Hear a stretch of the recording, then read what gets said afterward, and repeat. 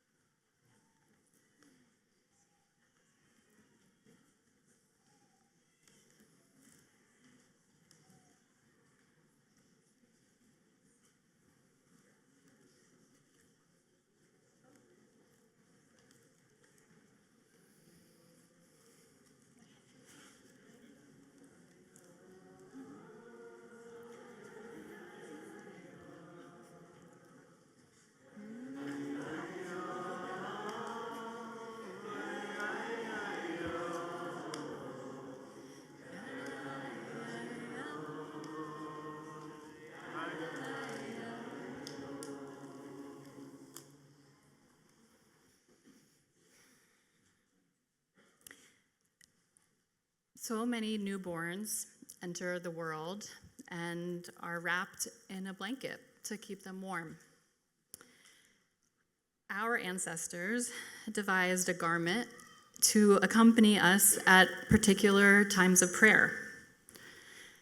And albeit different than birth, davening can be equally as vulnerable and raw and discombobulating.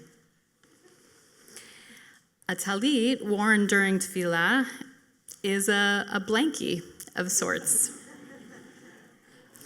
a physical manifestation of what Rabbi Adin Steinsaltz, Zichrono Livracha, describes as entering under the shadow of God's wings and God's clothing of light, from which God's loving kindness and righteousness flow.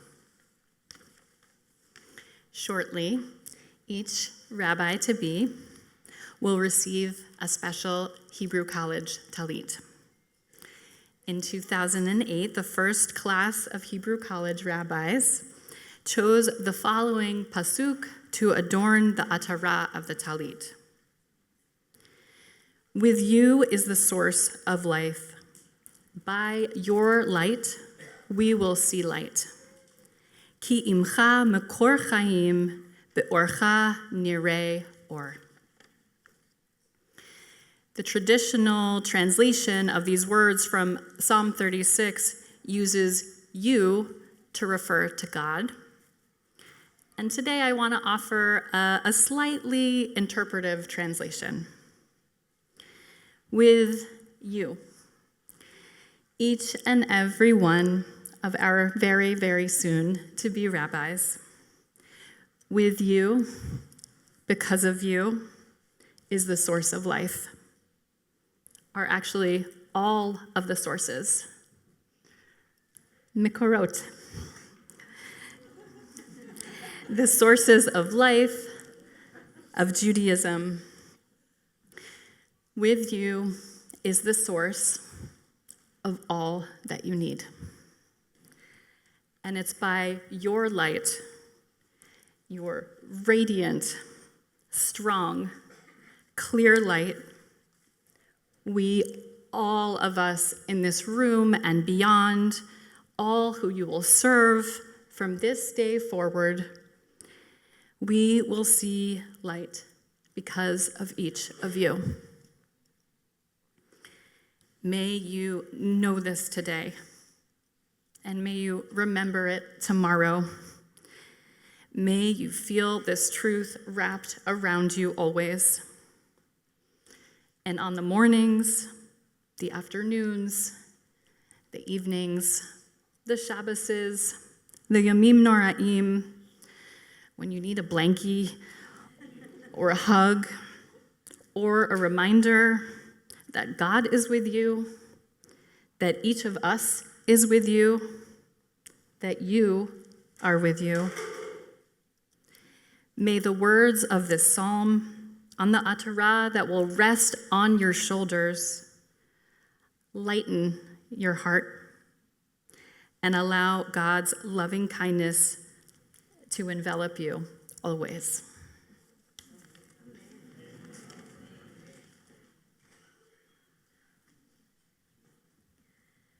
Zohraim Tovim, good afternoon. It is a joy to be with you today as we prepare to ordain these students and send them into the world with our brachot, with our blessings. One of my very favorite midrashim is from Vayikra Rabbah. It's a kind of meditation on what it means to lose the power of our own distinctive language for blessing, for grieving, for giving thanks. In the Midrash, a number of vignettes are offered, each of which involves a crisis of cultural literacy. We find ourselves suddenly in a house of mourning where a blessing is called for and no one knows the right words to say. One person shows up who knows the proper words, And that person is compared to a rose among thorns, kishoshan ben achochim. And that person's speech is seen as an act of chesed, an act of loving kindness that sustains a community in need of comfort.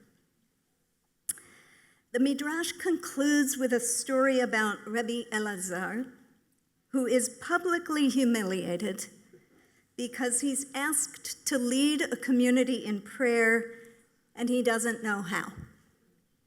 Every rabbi's nightmare. Sick with embarrassment, he returns to his teacher, Rabbi Akiva, who without judgment or condescension says, "Do you want to learn?" He says, "Yes." So Rabbi Akiva teaches him, and Rabbi Elazar goes back to the same community, this time having regained, quote, the power of speech.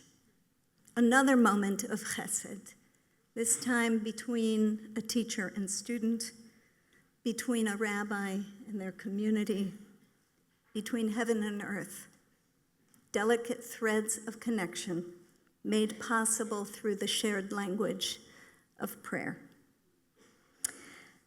I return to this midrash today, not only to reassure you that apparently rabbis have been worrying about whether they know enough for a very long time. I return to it more importantly because it reminds us that chesed, loving kindness, is at the heart of our work as rabbis. It is the heart of our work as rabbis.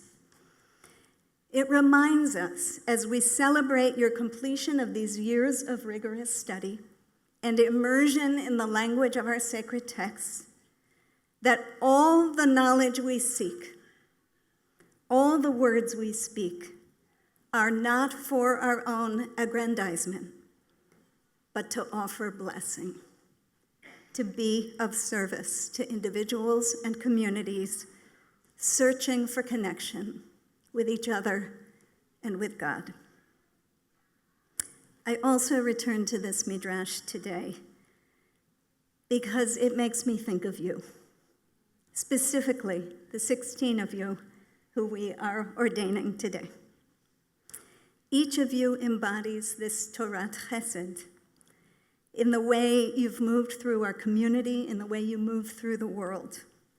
You have wowed us again and again with your menschlichkeit, with your kindness, your compassion, and your care. You have been kishoshanim ben hachochim, like roses, even amidst the thorniest moments. And God knows there have been a few of those over these last several years. We will miss you a lot. But know that your legacy in our community is a legacy of chesed. And our hearts are full knowing that this will be the legacy you leave everywhere you go. There are so many gifts you bring to your work as rabbis, your intellect and your heart, your love of Torah, of teaching and learning, your sense of justice and of friendship, your gift of words, of laughter, of tears, of song. And woven through it all is that chut shel chesed, a thread of chesed, gracious, supple, and strong. Wherever you go, may you feel the tender tug of that thread, connecting you to each other and to your teachers, connecting you to all the generations that have been part of the unfolding conversation that we call Torah, connecting you to the one from whom all blessing flows. May you keep weaving that chut shel chesed through all you do. The world will be less lonely, less thorny, and more whole because of you. Can you hear it, son?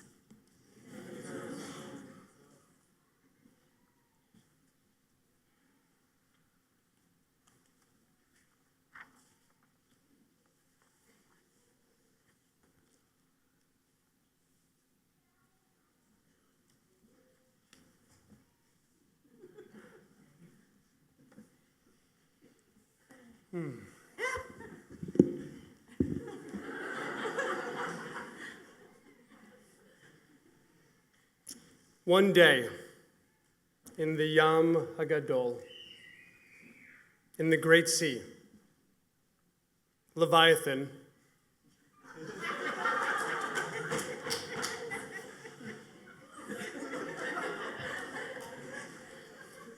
the primordial sea monster of chaos and confusion, came out. The whole sea was stirred up. All the fish, sea creatures were frightened, swimming helter-skelter this way and that. It was a time of great turmoil.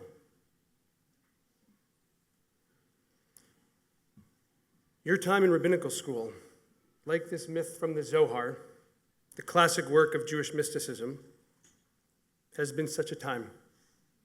Leviathan has been roaming the world. There's been a global pandemic, terrorist attack of October 7th, the war in Gaza, multiple wars with Iran, attacks on our democracy, a frightening spike in anti-Semitism around the world, just to name a few. It has been a time of turmoil.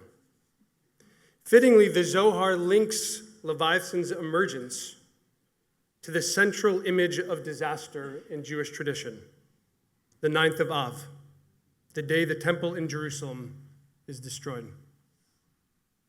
The turmoil in the world and in our hearts is an expression of the inevitable brokenness in the world, of the gap between what the world could be and what it is, of our exile from God. But in this myth, consciously or not, Leviathan was seeking something different, something more, was seeking Petach HaTahom, the opening of the depths, the source of all. And when it arrived there, Leviathan rejoiced, because in the depths he found one precious jewel of light, Or HaHechal Shebetzad HaMizrach, the light of the eastern side of the palace. In the Zohar, this light represents the Ner Tamid, the eternal lamp that hangs in every synagogue, often on the eastern wall, above the Aron Kodesh, the Holy Ark. The light represents Torah, the comforting, restorative, uplifting, eternal light of Torah. And how does it get there? When Leviathan came out and the temple was destroyed and we were exiled from God, God's heart was broken, the Zohar says. God cried. The tear God shed, the physical manifestation of God's sadness and longing to be with us, fell into the great sea and sank to the depths for Leviathan to discover.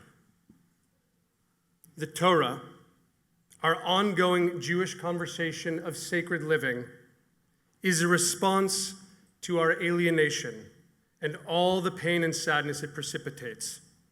It emerges from the faith that ultimately we are not alone, that God is forever reaching out to us from within and between us. It emerges from the fundamental knowing that we are, each of us, needed and loved. We are here today because amid the great sea of existence, with all its chaos and confusion, you, my dear graduates, discovered and dedicated your life to tending the light of God's longing, the light of Torah. We are here because you made your home in our Beit Midrash, diligently weaving your life with the texts, rituals, and traditions of our people, and cultivating a capacious and loving heart as Torah demands. You have done this so that you can do the essential rabbinic work of renewing our ancient traditions for today, caring for the Jewish people and world, and drawing others onto Torah's light-filled paths. We are here today because you are ready. You are ready to be caretakers and lamplighters for our traditions, ready to be rabbis. As the psalmist says, a verse Rachel just quoted beautifully, and that will be embroidered on your talit, prayer shawl you will receive shortly. Ki imcha mekor chaim, for with you is the source of light, be'orcha nirei or. In your light, we see light. It is, to be sure, a daunting time to step into this role. Leviathan is still out and about in the world. The forces of hate and division still ascendant. Our people the object of this hate more so than any time in my lifetime, which is why your leadership could not be more vital. We need leaders like you who have made Torah's sacred message habits of heart, habits of mind, habits of action. Leaders who have the enduring inner capacity to respond to hate with love, derision with compassion, cynicism with hope. So, on this day of your ordination, the day we affirm our trust and faith in you and confer the title of rabbi upon you, I want you to look around at the teachers behind you who have guided you here.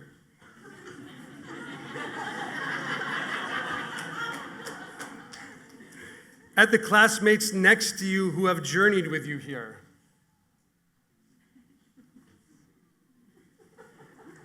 At the friends and family here, representatives of all the people in your life who have supported you to this moment. May our presence, trust, and belief in you always be in your heart, available to you as a source of replenishment and restoration. And I want you to look up behind you at the Ner Tamid, the light of the eastern side of the palace, sometimes also found in the west, in addition to the east. It can be found all over. The light of Torah, the light of God's tear of longing for you. The light of God's tear longing for you. May you always know deep inside when the work feels like too much, when you feel distant and overcome with uncertainty, that light shines in every place you will serve, in every holy book you will open, and every heart of every person you will tend to as a rabbi, waiting for you, longing for you. And so we turn now to your ordination. Our ceremony today consists of two parts. First, each of our ordinees will stand individually before the Aron, the Holy Ark, and before all of us, and receive a talit and a blessing from one of their teachers.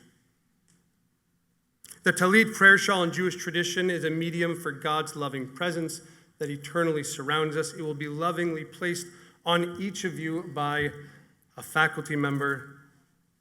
You will each then have a quiet moment for reflection and prayer. We invite everyone present during that silence to add your own blessings and prayers to accompany our new rabbis on their journey.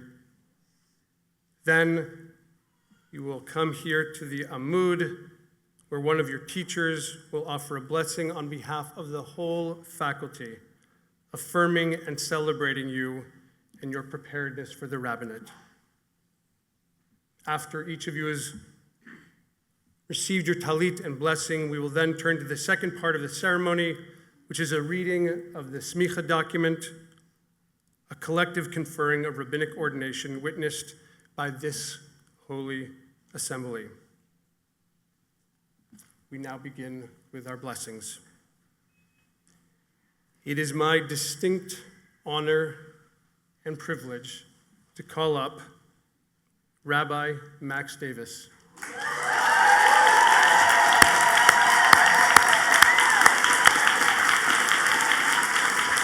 Max Ari Davis, my apologies. Receive his talit from Rabbi Nehemiah Poland and his bracha from Rabbi Or Rose.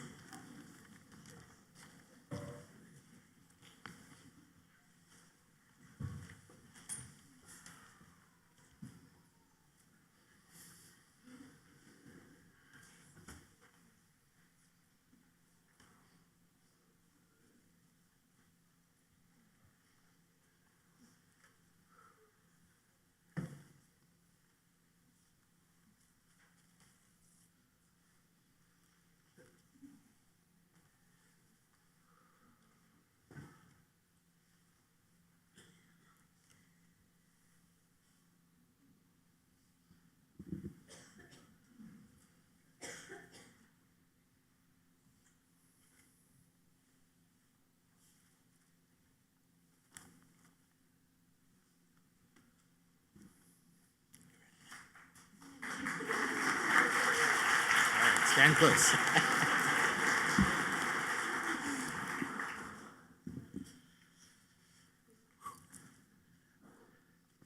My dear Max,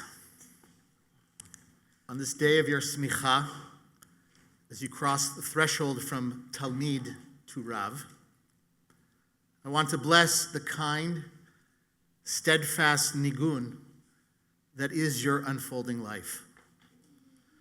A melody of humility, authenticity, embodiment, and joy. Max, you have taken on a life of mitzvot with seriousness and quiet pride. Not as abstraction, but as concrete practice. How you speak, how you listen, who and what you refuse to ignore.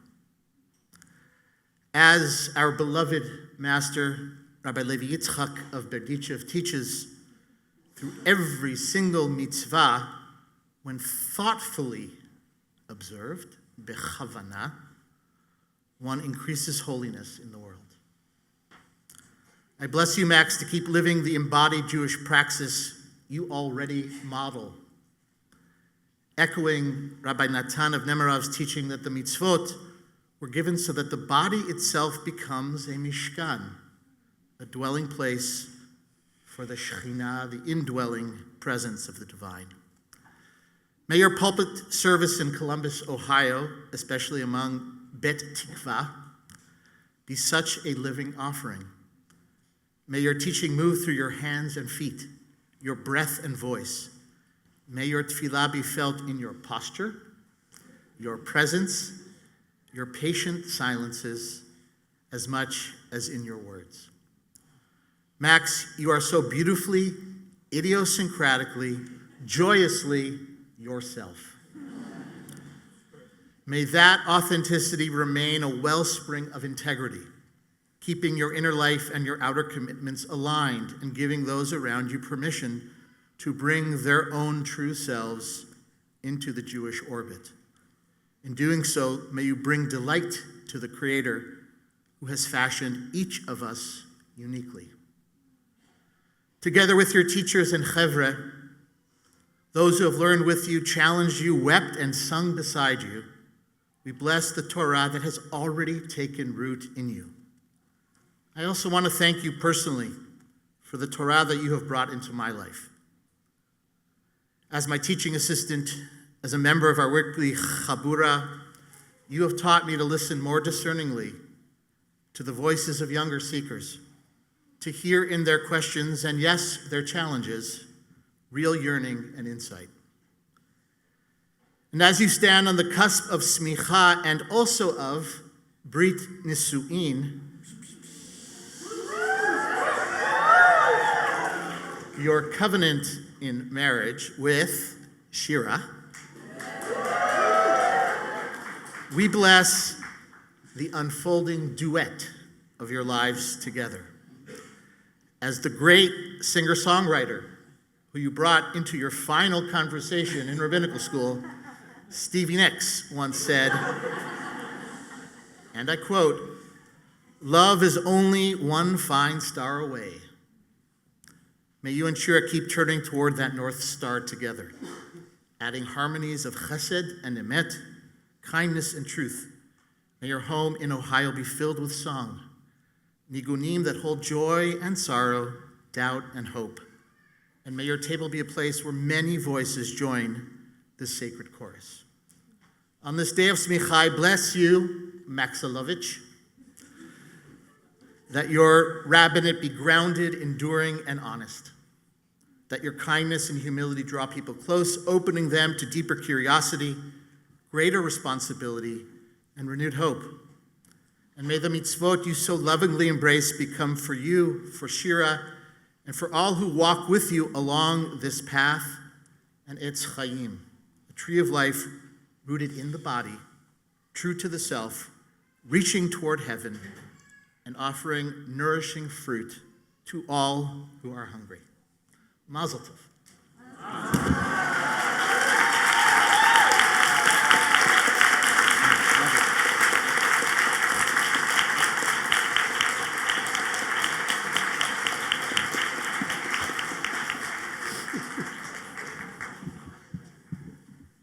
Rabbi Risa Dunbar.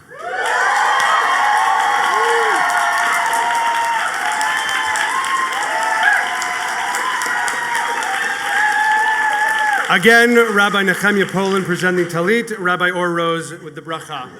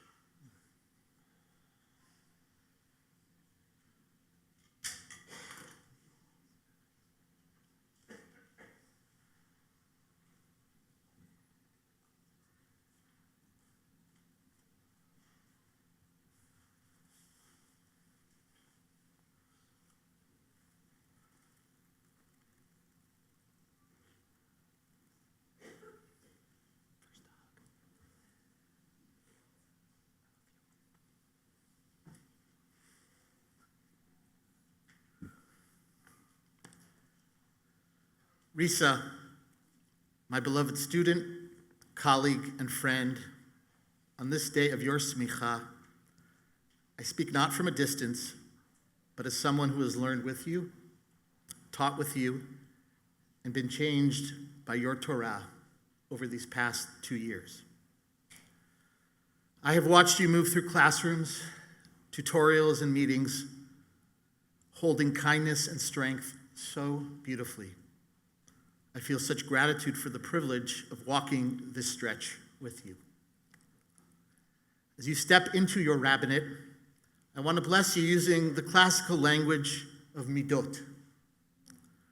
3 core qualities from the world of Kabbalah and Chassidut: Chesed, Gvura, and Tiferet. Loving kindness, justice, and beauty. 3 ways we speak about the life of the Holy Blessed One and about the deepest kochot hanefesh, inner powers that all human beings have within. In the spirit of the mystics who teach that each soul is a unique letter in the Torah, I want to name how I have seen and heard and observed and felt how you help those all around you identify themselves as letters in the sacred scroll, and how that becomes visible and legible. I have seen your chesed up close. Don't cry. Or cry.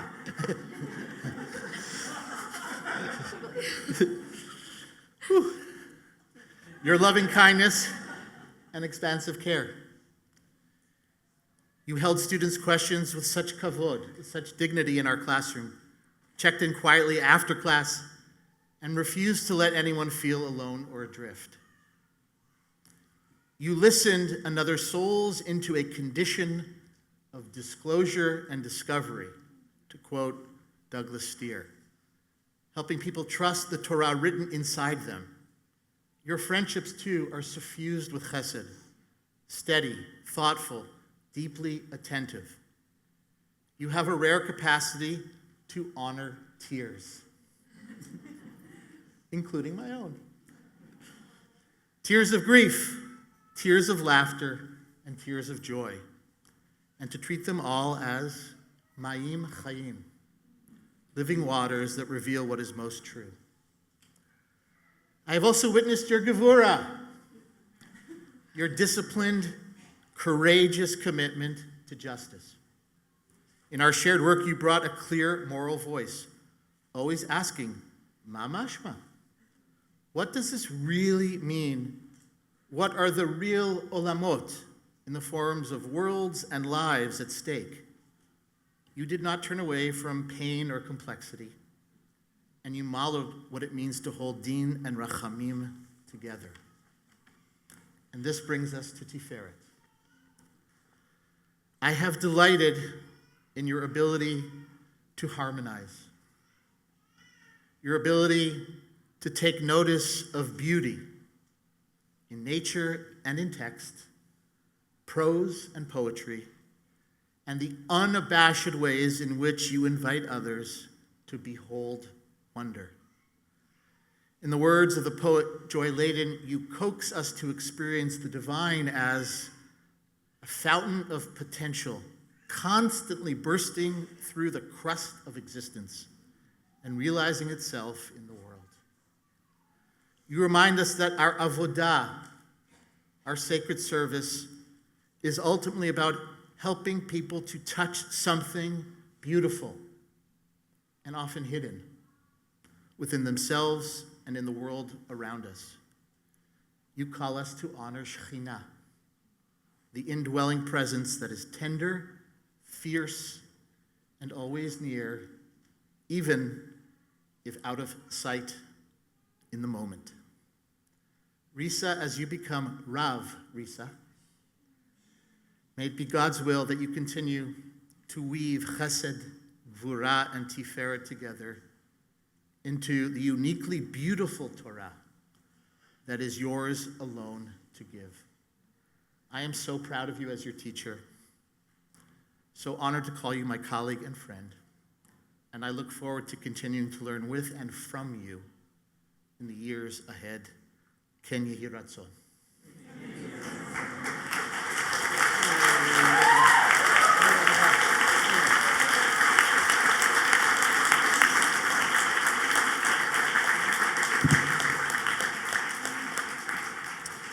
Rabbi Alex Goldfarb.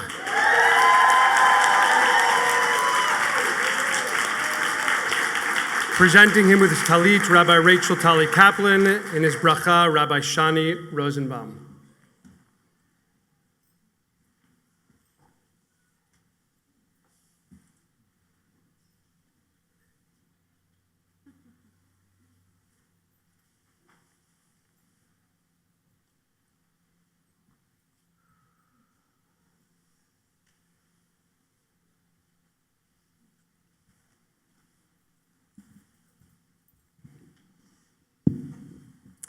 Rabbi Goldfarb. The book of Mishlei teaches us, Tov malo chaf nachat, mimalo chofnaim amal ureut ruach. A handful of nachat, of being satisfied and at peace, is better than two of toil at shepherding air. The Midrash in Vayikra Rabbah reads the verse like this. It is better to study a small section of text repeatedly than to learn many laws and not hold them ready on your lips. The latter misguided effort emerges from the re'ut, the desire, to be a Baal Hilchin, a vastly knowledgeable master of halacha. It's not that, God forbid, the sages would want to discourage us from learning a lot of halacha. But they are cautioning us that the most nourishing learning is not the kind we grab at when driven by our desire to be someone. Such Torah is likely to slip through our fingers like air. True spiritual satisfaction comes when we let go of what we are yearning to achieve, slow down, and let the substance sink in. Alex, in your time in our Beit Midrash, you have absorbed a breathtaking volume of text. Your unique talents for language and extraordinary hunger for learning have unlocked the gates of Torah, and you have not wasted a single moment inside. The growing otsar, treasure trove of Torah you are taking with you will be an enormous gift to the students you are going to serve. But the more important gift is this gift that you have allowed yourself to receive in these years. A shift in your relationship to Torah. A willingness to savor your learning and let it all in. Our sages call Torah a sam chaim, a life-giving salve. They describe Torah as an antidote to the Yetzer Hara, smoothing over the sharper places within us. But the language of Sam Chaim also invites us to see Torah as a life-giving force, lighting us up from within. When we take in words of Torah, or as Mishle puts it, write them on the tablets of our hearts, they become the energy that animates our bones. That Torah can have this effect is evident to anyone who has watched you bop around the Beit Midrash. Torah winds you up and makes you go. Your learning is inscribed in your body as a hop in your step. It fuels the infectious joy that spills over in your teaching. This renewed and renewing life force is the medicine we so desperately need. Rav Alex, may your learning be driven by the knowledge that Torah heals. May you be a holy apothecary, gathering and offering Torah which soothes the soul. And may your learning and teaching be the substance that cracks you open and the salve that makes you whole. Mazal tov.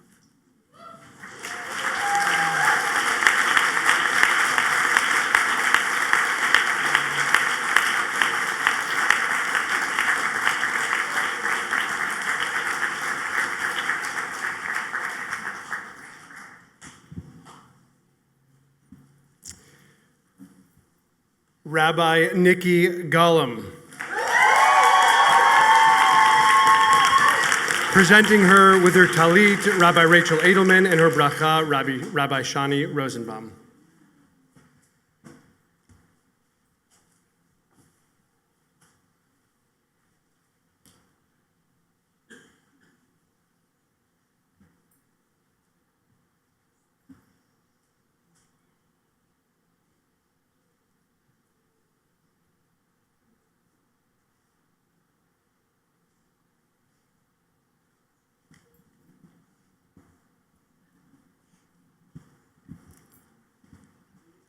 Rabbi Gollum. The Mishnah in Yoma tells of 4 families, expert artisans, each entrusted with a sacred craft. These families are singled out for a particular wickedness. They refused to teach their trade secrets to others. Generations later, tells the Talmud, a sage encounters descendants from each of these families and asks to partake of their wisdom. Each time, the answer is no. What if the wrong person were to attempt this craft, they reason, and make a terrible mistake? Then Rabbi Yochanan ben Nuri comes upon a descendant of the Avtinas family. carrying temple recipes on a scroll. When asked to see the scroll, the descendant replies, "My family has never handed this over to anyone.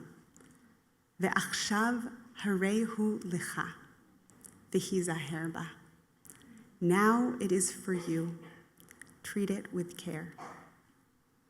Nikki, you are particularly attuned to your place in the chain of tradition. You approach texts simultaneously asking, how is this Torah speaking to me? And wondering, how can I make this accessible to others? Both learning and teaching involve some level of risk. What if the precious heirloom of Torah is cracked or shattered when passed into careless hands? Yet you, Nikki, have never seemed plagued by the angst that so often accompanies the pathway toward the rabbinate. I think this is because you intuit what the descendant of Beit Avtinas did, that the response to our awareness of the delicacy of Torah should not be to lock it away, but to hold it with care. Nikki, as a learner and teacher, you hold our inheritance gently. Driven by the conviction that Torah is enriched by an ever-widening circle of perspectives, your rabbinate is animated by the question, in whose hands can I place Torah who hasn't held it yet? This is not to say that you take our tradition lightly. You simply aren't holding on so tight that no one else can get a turn. Talmud Torah is not an art exhibit with signs that say do not touch. It's an art class where we are invited to get messy, trust the materials will hold up to a little pressure, and hope that our touch might even transform them for good. Rav Nikki, may you merit to cultivate the crafts of learning and teaching over the rest of your lifetime. May your humility and curiosity be a gateway through which your students can step into the world of their inheritance. And when you hold Torah in your hands, turning it again and again to reflect new faces and voices, Hizaher ba ki yarehu lach. Treat it tenderly because it is yours. Mazal tov.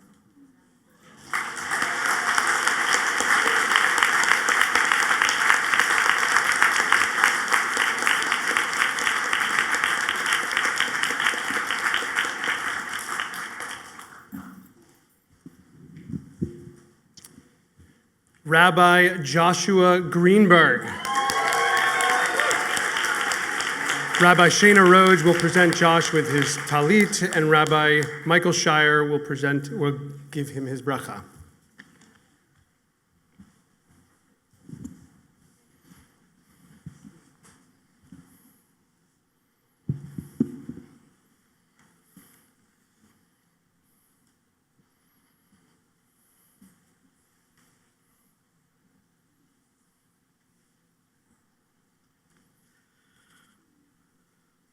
Josh, you seem to love ancient Jewish kitchenware. In your closing conversation with the faculty, you taught us the famous text in the Talmud of the oven of Achnai.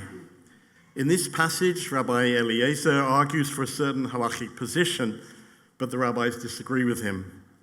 Rabbi Eliezer brings a bat kol, a voice from God, to defend his position, but Rabbi Yeshua states that a divine voice cannot override the decision of the rabbinic majority. In the end, God recognizes the rabbis' rights to their own truth and laughs at being caught out by them. You told us at first you thought this was irreverent of the rabbis. How could they go against God? Your sense of certainty about what God instructs us to do and what God wants of you has been clear to you for a very long time. In the words of Charles Taylor, the philosopher, you are more of a dweller than a seeker. Or in the words of the text, more of an Eliezer than a Yeshua. You wanted to live out your Jewish identity and your rabbinic role in a world where God's requirements are accepted and followed. If you're going to pour out your life's work doing God's work, surely it has to be as God has instructed you, in accordance with that halakha. But then you told us that you had learned much from your years of study here in the Beit Midrash with these particular fellow students and these, your teachers. You have come to understand this text not so much as irreverent, but as a parable, a mashal, to be open to an unfolding covenant between the divine and God's people. You wrote, "It occurred to me then that I stand at Sinai, making myself divinely inspired halachic texts come alive with contemporary relevance. I now approach Torah, halakha, and Talmud with openness, listening to my chevrutot, my teachers, and to the divine voice." Being a dweller can be a great strength. It enables you to derive meaning from a fixed stance, having a certainty about truth, justice, morality.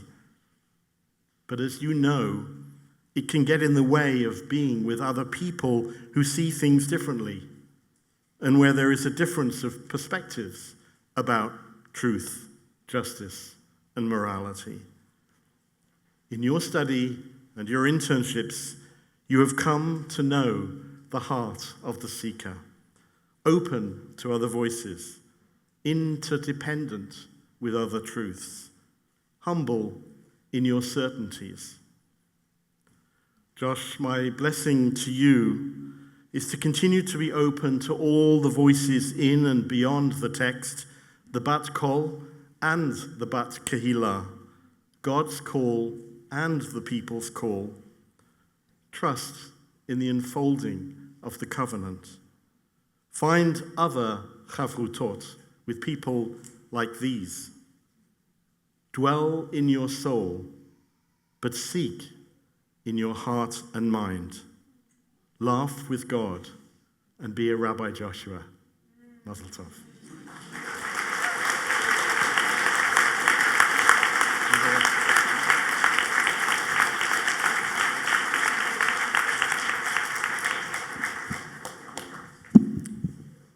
Rabbi Sarah Rena Klugman. Rabbi Rachel Tali Kaplan will present her talit, and Rabbi Dan Judson her bracha.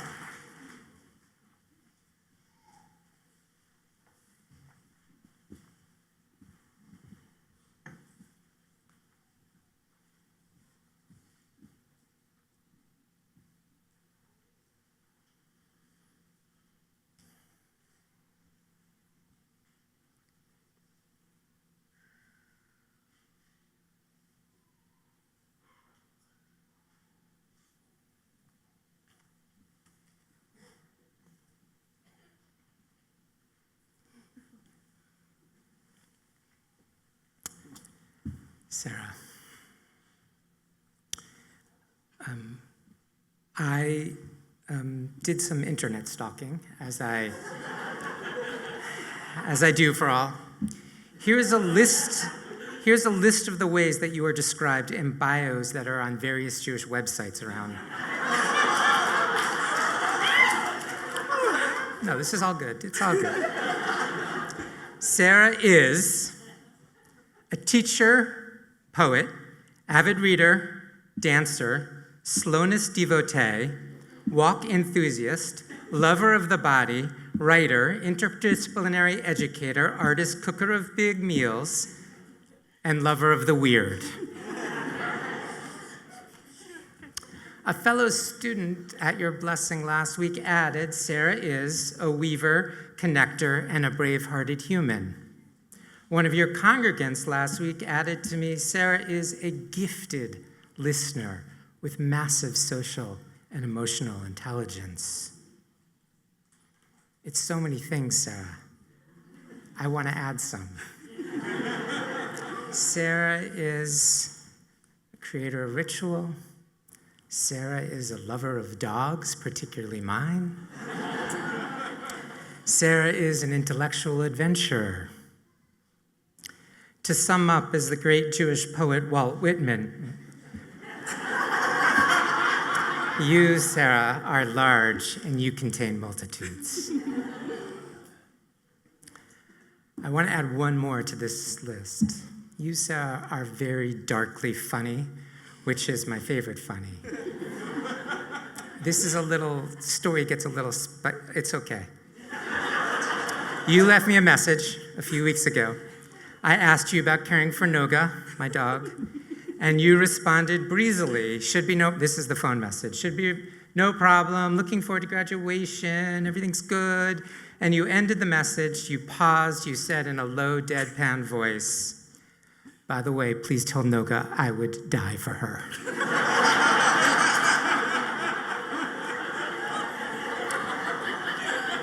I told my wife, who loved it, that she started leaving me messages. Hey, honey, I'm going to CVS. I'm going to the grocery store. By the way, please tell Noga that I would die for her. I did, in fact, tell Noga that, and she looked up at me and said, of course she would.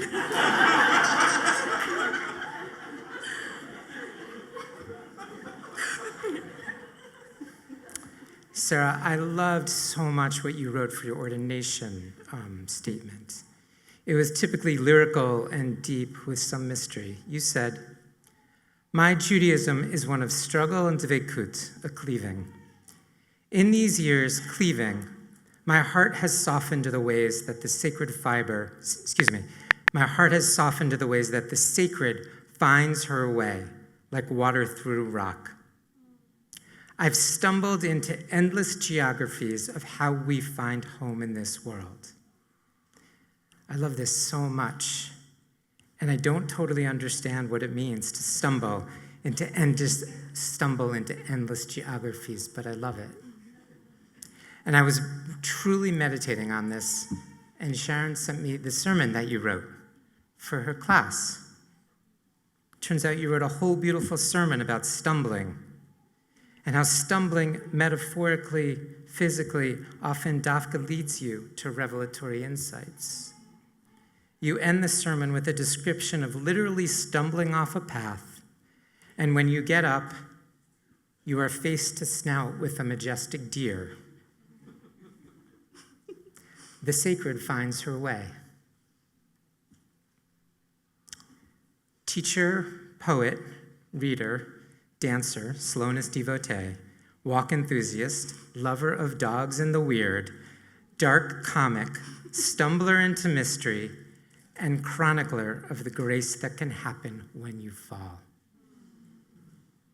You cited Psalm 94, which I'm going to very freely translate. Ima marti mata ragli chastacha Adonai isadeni. If I were to say my foot stumbles, your loving kindness, Adonai, will allow me to see a new world.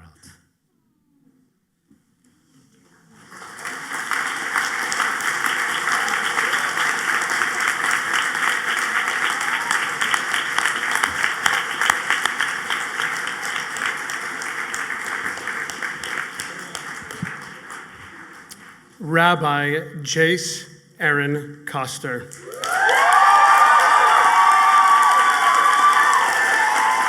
Presenting Jace with her talit, Rabbi Shani Rosenbaum, and her bracha, Rabbi Jane Kanarek.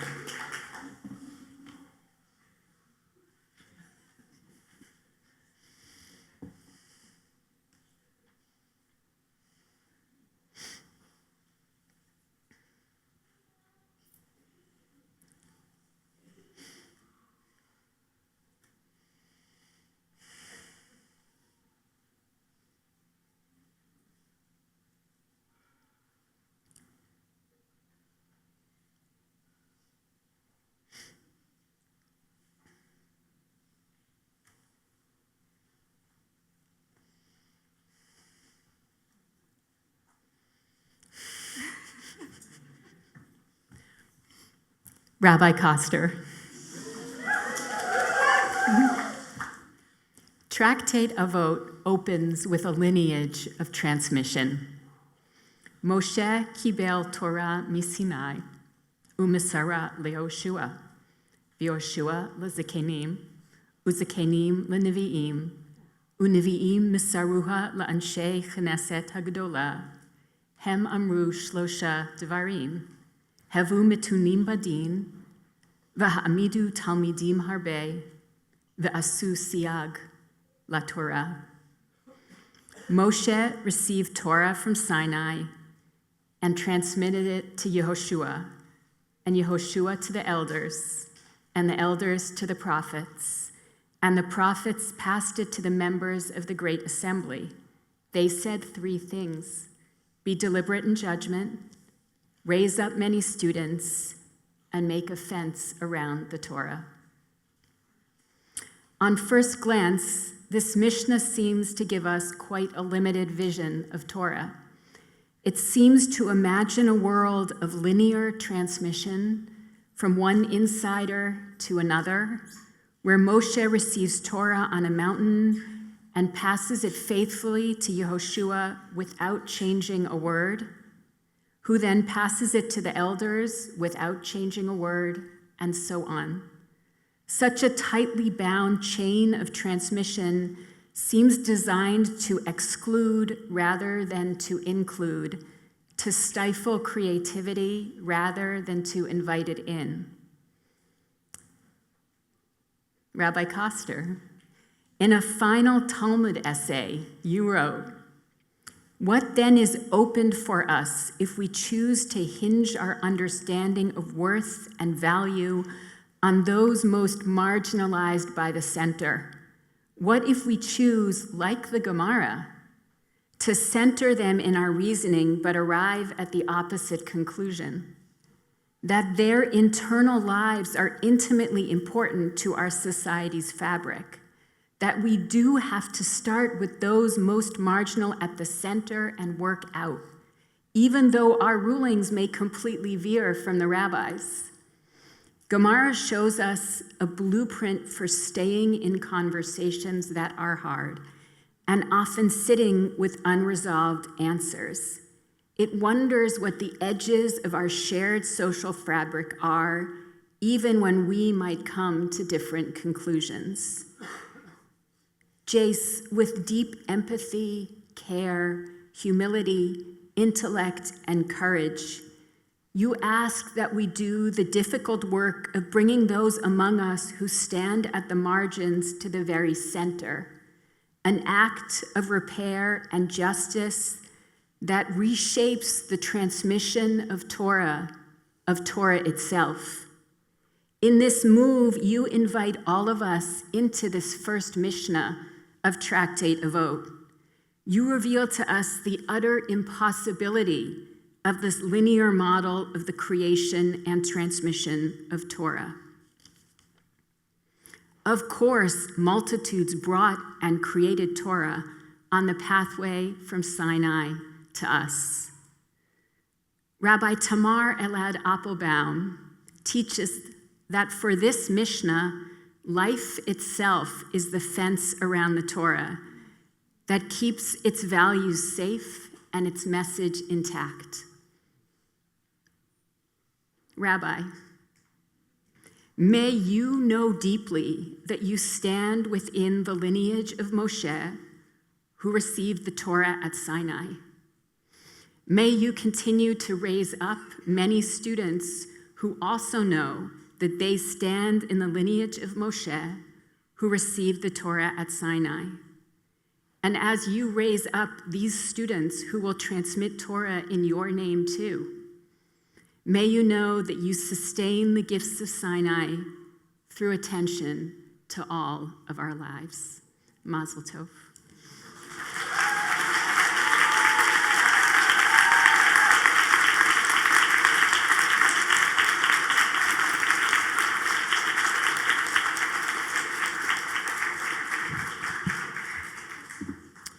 Rabbi David Magazine Malamud. Presenting him with his talit, Rabbi Shana Rhodes, and his bracha, Rabbi Nehemiah Poland.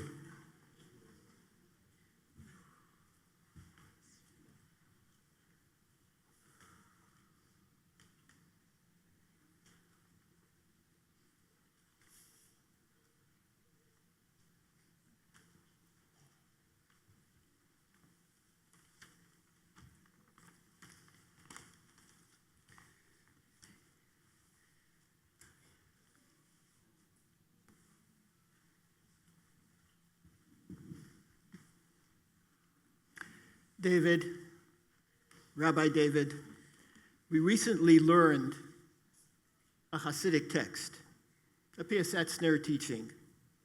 And you noticed that a certain term, devekut, that is very, very prevalent in early Hasidic teachings, often understood as union with the divine, was not present in this particular text.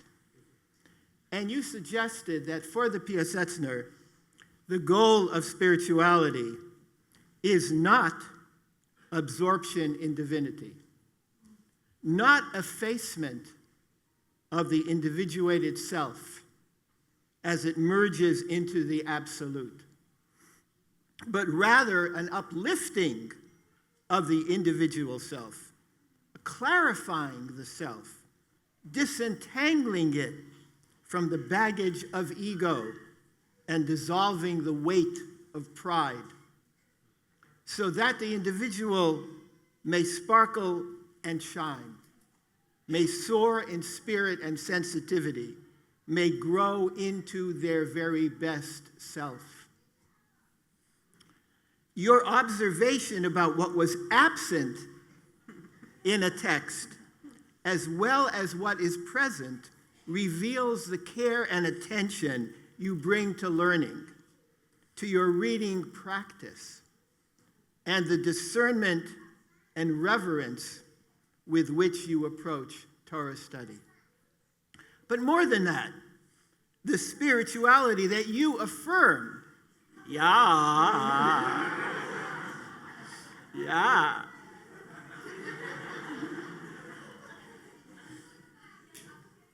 The spirituality, right now. This is proof. The spirituality you affirm is one of personalism, of awareness and self-awareness that helps self and others to grow and to flourish. You accept all beings with generosity and without judgment, knowing that all creatures are born to greatness, to distinction, to infinite worth, to irreplaceable value, to uniqueness, to the promise of renewal. Rabbi David, it was noted on Kate Day that you are the first to offer a smile. And it's true, your laughter is healing, helpful, holy. Your capstone project was on a topic that some might consider mundane. Chas v'sholom. Humdrum. But you and your learning partner took the humdrum and you... Max. Rabbi Max. And you took the humdrum, the two of you, and you made it hum.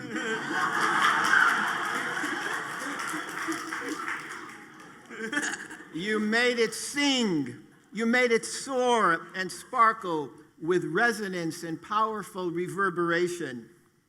Your topic was a text of labor law on degrees of holding property in trust as work and craftsmanship is done. And with a bit of help from Rabbi Nachman of Bratslav and Rabbi Nassan of Nemirov, you showed how every task can be elevated, ennobled, seen as sacred artistry. And because all craft is creative and sacred, we must avoid categorizing matters too quickly. We should avoid the trap of binary thinking. As you learned from Rabbi Nosson, kindness overcomes the rule of oppression.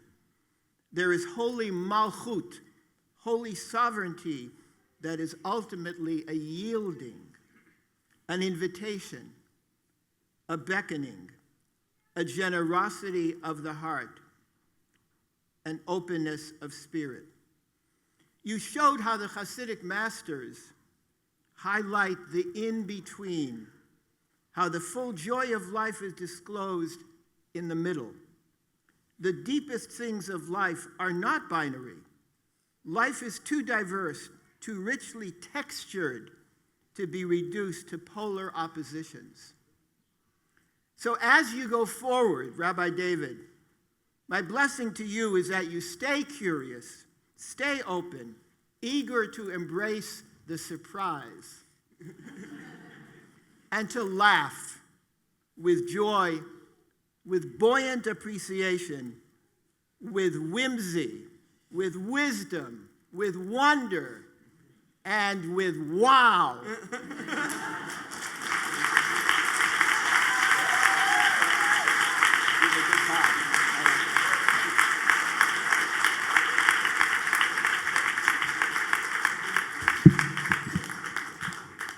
Friends, there's an old joke that asks, what does it mean when a rabbi puts their watch down on the amud? Absolutely nothing.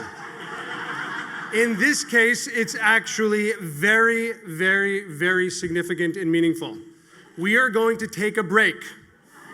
Now listen, I have very, very specific instructions for you. We're taking a 7-minute break. The purpose of this break is primarily so we can return here and be present for the brachot and ordination of our next 8 graduates. We have 7 minutes, so at 3:30 precisely, we will turn the lights on and off and expect everybody, hold on, to return to their seats. Students who know the building, people who know the building, I'm going to ask you to use the bathrooms not on this hallway. A little secret tip is the bathrooms in the youth wing, they're gendered communal bathrooms, and there's a lot of them there. So I recommend those. We'll turn the lights on and off at 3:30. Please return to your seats immediately then.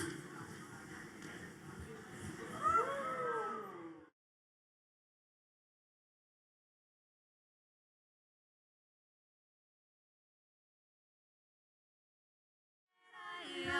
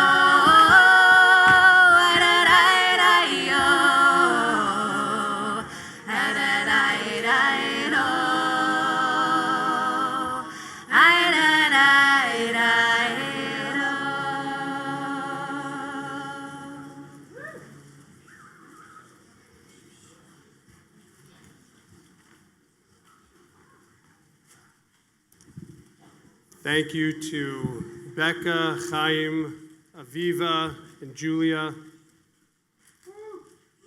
Thank you to the good folks who were flashing the lights. I'm happy to report that we did okay. We did pretty well.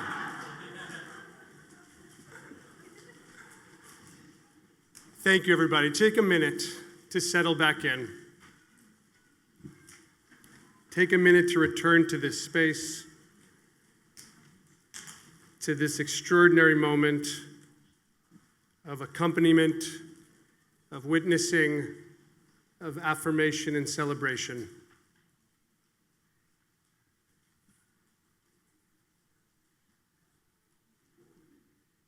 It is my extraordinary pleasure and privilege to invite up Rabbi Abigail Batya Kur Oceans.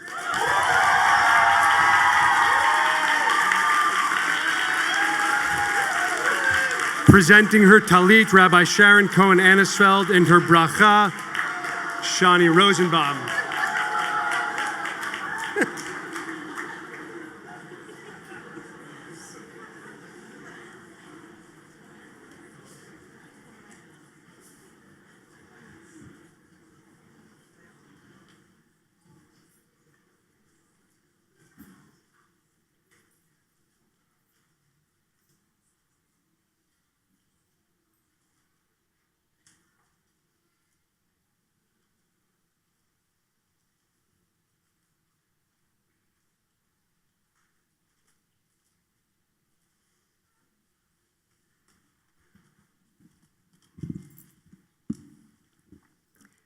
Rabbi Oceans, in Genesis chapter 17, God issues Abraham a challenge. Hitalech lefanai v'hiyeh tamim. Walk before me and have integrity. The Midrash in Breshit Rabbah wonders at this unusual turn of phrase. Why hitalech lefanai? What could it mean that Abraham's mission is to walk before the divine? Rabbi Nehemiah offers a parable, a mashal.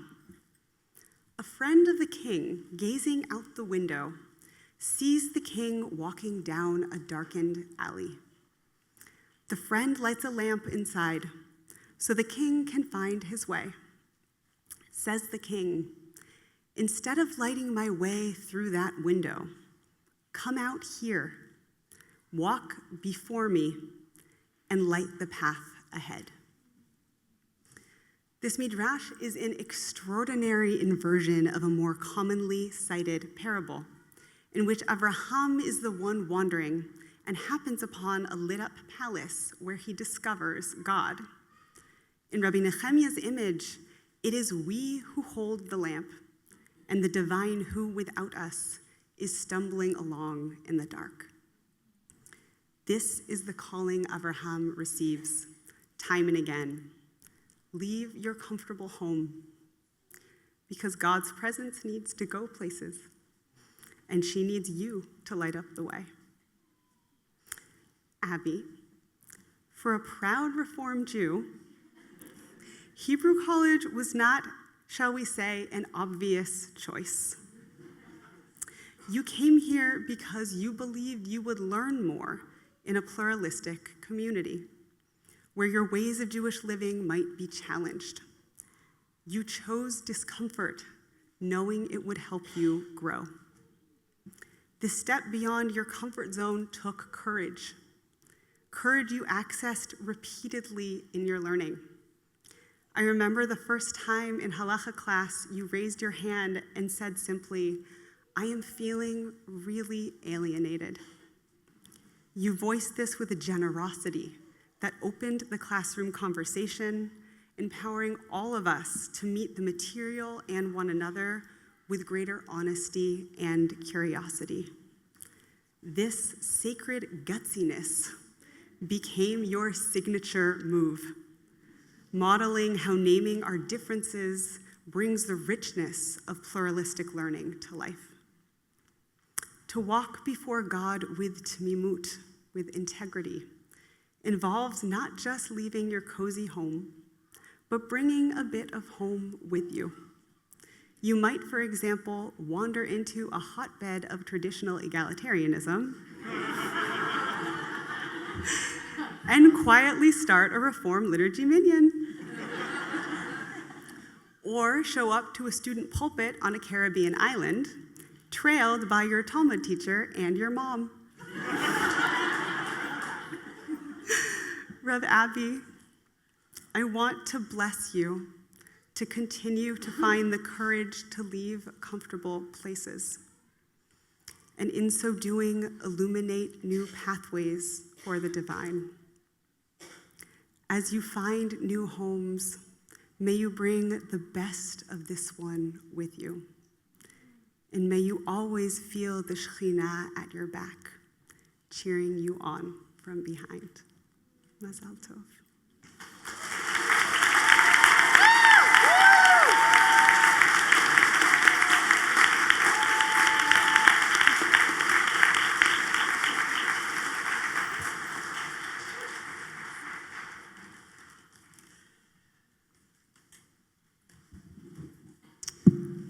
Rabbi Sarah Olivia Roven. Presenting her with her talit, Rabbi Shani Rosenbaum, her bracha, Rabbi Rachel Edelman.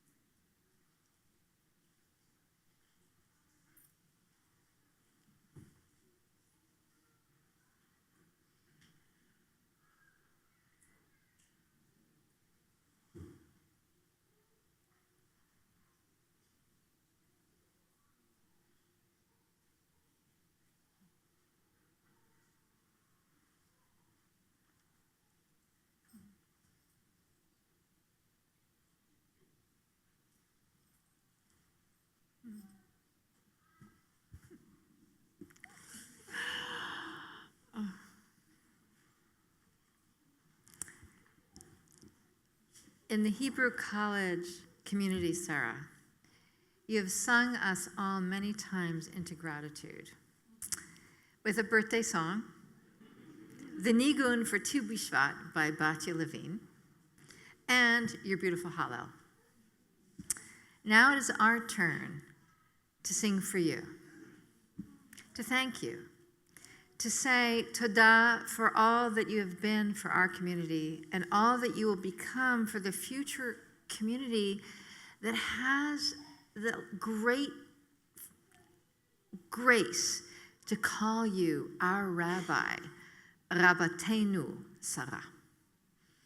The last time you graced my Shabbat table on Friday night, you brought your famous loaf of sourdough bread. Large, round, fluffy, and slightly pungent, with a thick crust, just enough requisite wrench. I will always associate that tactile and taste experience of sourdough bread with you.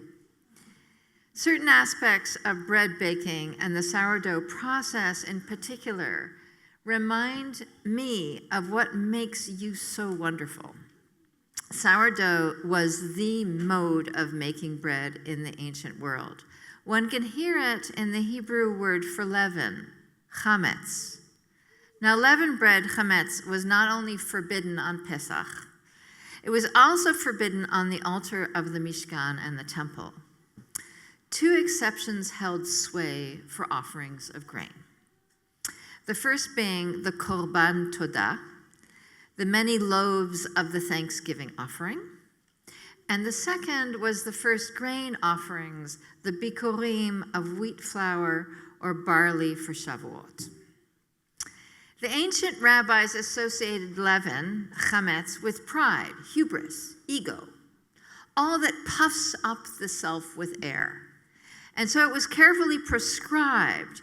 And when it was offered up in the temple, it had to come from the right psychic place. place.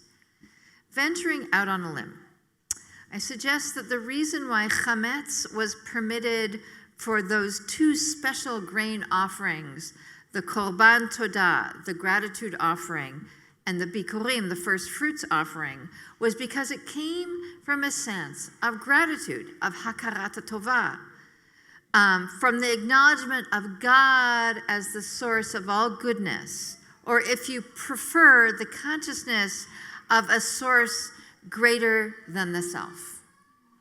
You, Sarah, are the embodiment of that offering, full of rich nourishment. You have a strong sense of self and of giving that comes from the right place, an acknowledgement of the source of all being. At that Friday night, you told us about searching for the source of the sourdough starter after your return from Israel. By then, all of us who had been using your starter during COVID had given up the mania for bread baking, but you, without a smidgen of resentment, found a new source, a Jewish miller in East Cambridge called Elmendorf, write it down, everybody, who supplied you with fine flour and a sourdough starter. And now you grace our tables once again with delicious bread. That is resilience, that is generosity, and that is the ongoing gift of you, Sarah. You offer us a taste of the original ancient korban todah, the Thanksgiving offering, Sarah Rabbatenu, our teacher.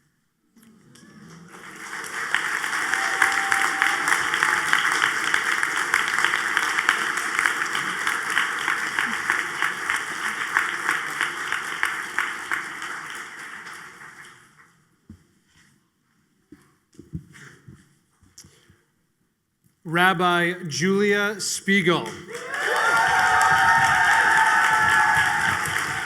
I'll place her talit, and Rabbi Rachel Edelman will give her bracha.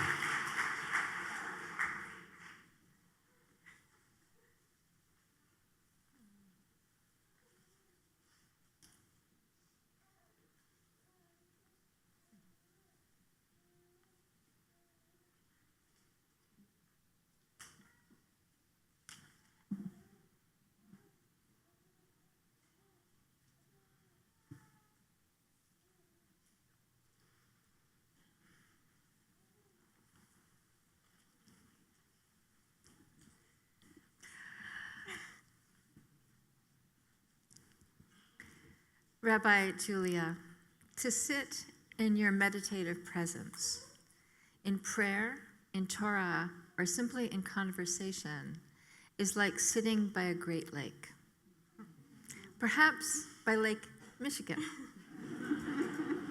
with a vast sense of sky and water and a shifting horizon. Your Torah and your prayer come from a very deep place of poetry and of yearning. It lingers on the edges of time and space and evokes the color blue, tchelet in Hebrew. In one of the most poetic passages in the Talmud, Masechet Chunin, the Agadah elaborates on the significance of tchelet, blue, as the designated hue for one of the threads of tzitzit, required on a four-cornered garment. Rabbi Meir says, how is blue, tchelet, different from all other colors? Blue resembles the sea, and the sea resembles the sky, and the sky resembles lapis lazuli, and lapis lazuli resembles the throne of glory. We have to hear the poetry in Hebrew. מפני שתכלת דומה לים, וים דומה לרקיע, ורקיע דומה לאבן ספיר, ואבן ספיר דומה לכיסא הכבוד. דכתיב, ויראו את אלוהי ישראל ותחת רגליו כמעשה לבנת הספיר, U'ke'etzem hashamayim letohar. As it says, they saw the God of Israel, and there was under his feet, as it were, a paved work of lapis lazuli.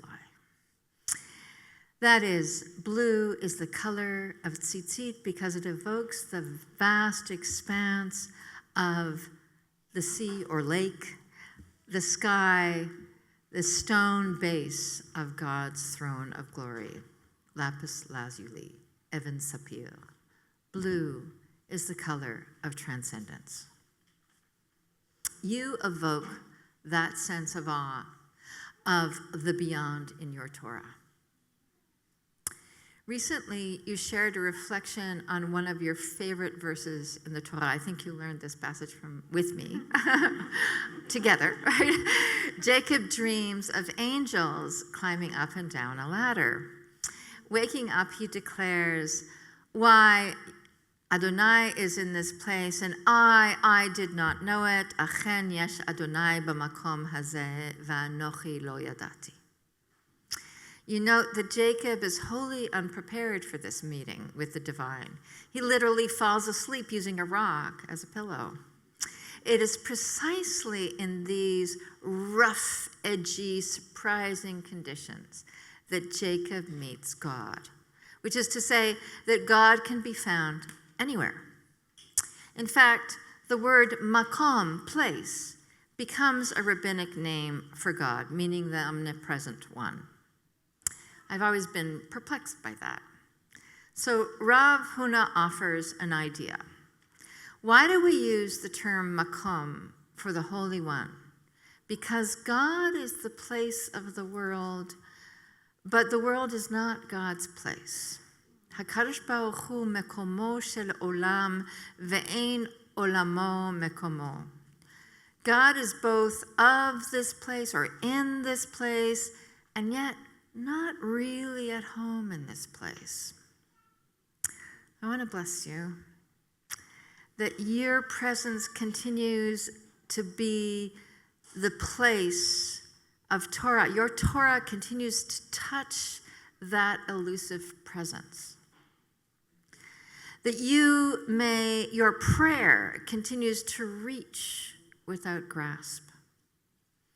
That you may continue to move through this world in the hue of tchelet, of blue, through yearning, being of this place and yet stretching for what is perhaps not of this place.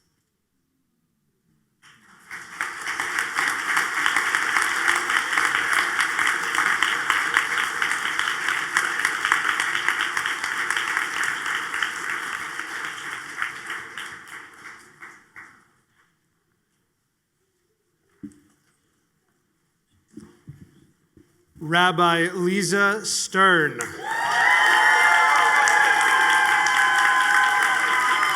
I will be presenting Lisa with her talit, and Rabbi Jessica Kate Meyer with her bracha.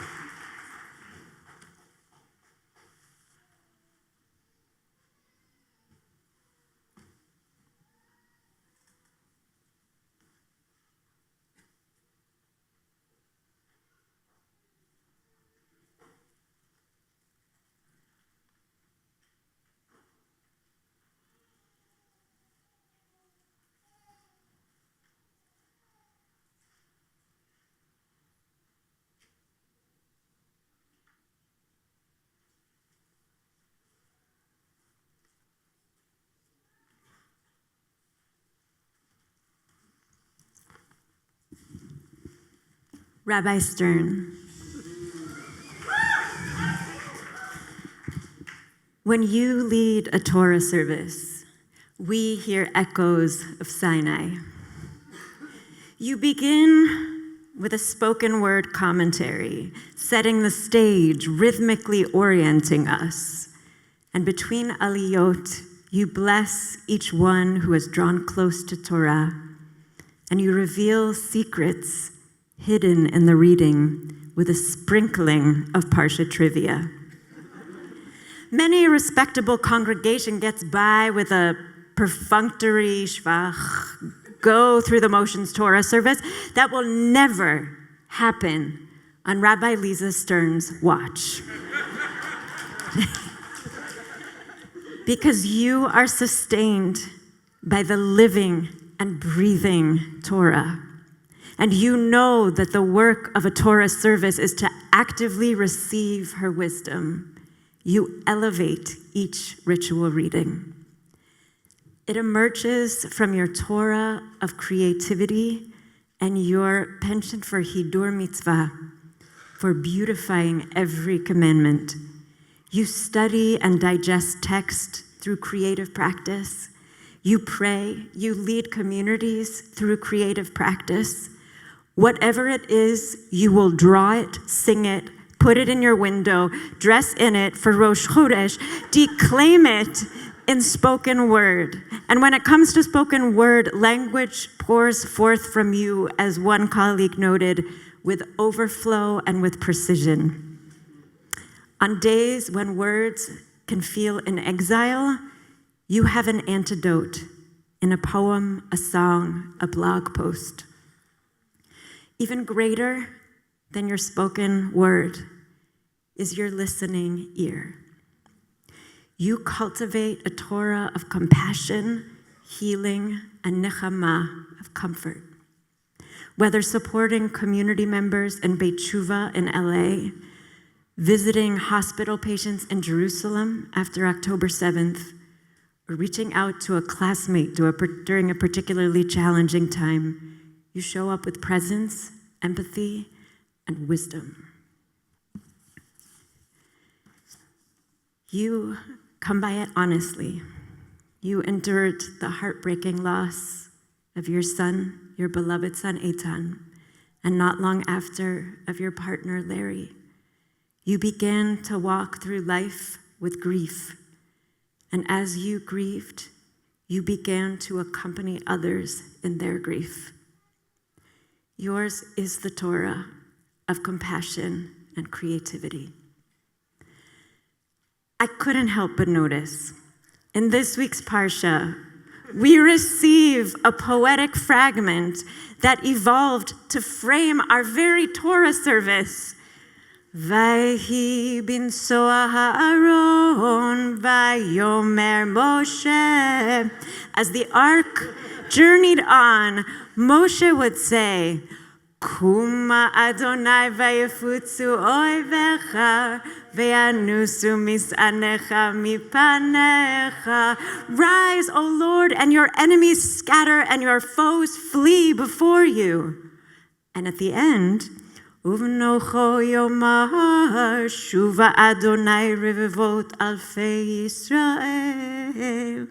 And when the ark came to rest, Moshe would say, Come back, O God, to Israel's teeming myriads. These two verses are bolded within the surrounding Torah text, bracketed by two inverted nuns. Vayikra Rabbah, in Vayikra Rabbah, Bar Kapara teaches, before the first nun is one whole book of Torah. After the second nun is another whole book of Torah.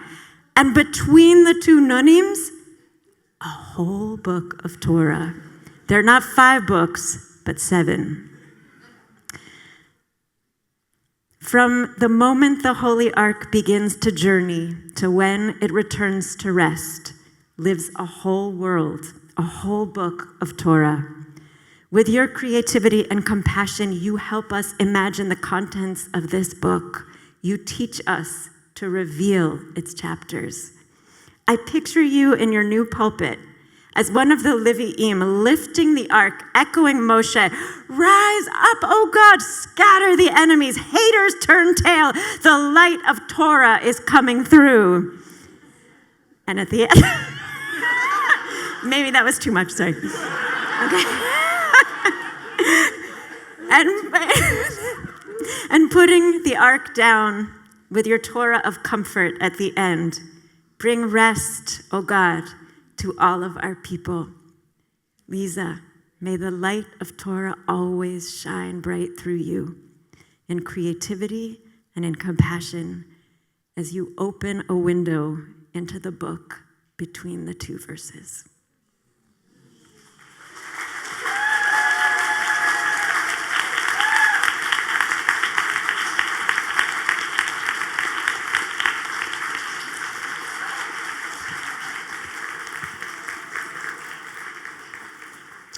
Rabbi Samuel Presber Teigel.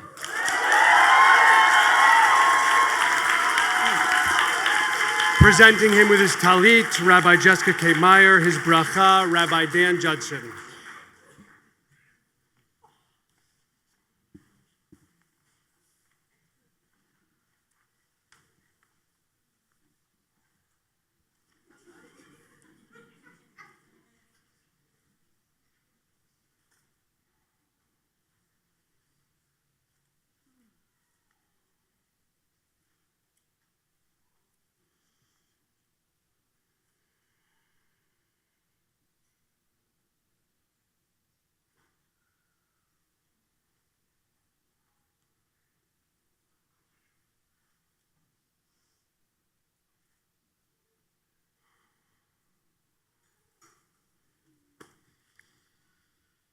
Rabbi, I presumed you asked me to give you your blessing because we are so incredibly similar. You are a musical savant who plays flute, guitar, and writes their own gorgeous music. And I listen to music. Sometimes when I'm not listening to podcasts. You have been meticulously studying and trying to resurrect an entire genre of early 20th century Chazanish Ashkenazi cantorial music, and I have heard you try that. With the hair, it's twinsies.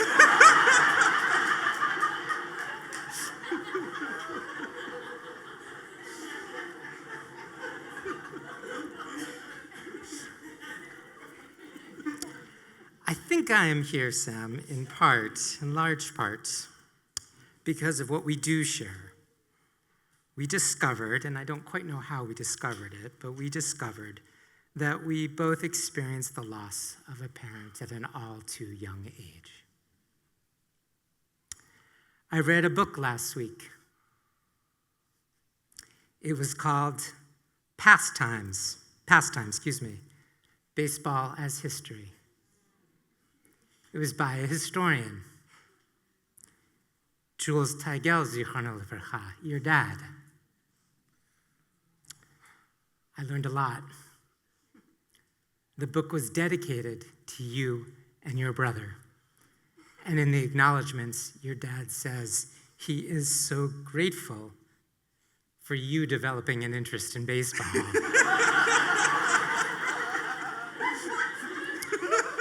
Which I have seen you still have with a halachic piety. The book reflects on changes in America through the lens of baseball. Your dad closes saying, despite perennial warnings of baseball Cassandras, time is yet to pass baseball by.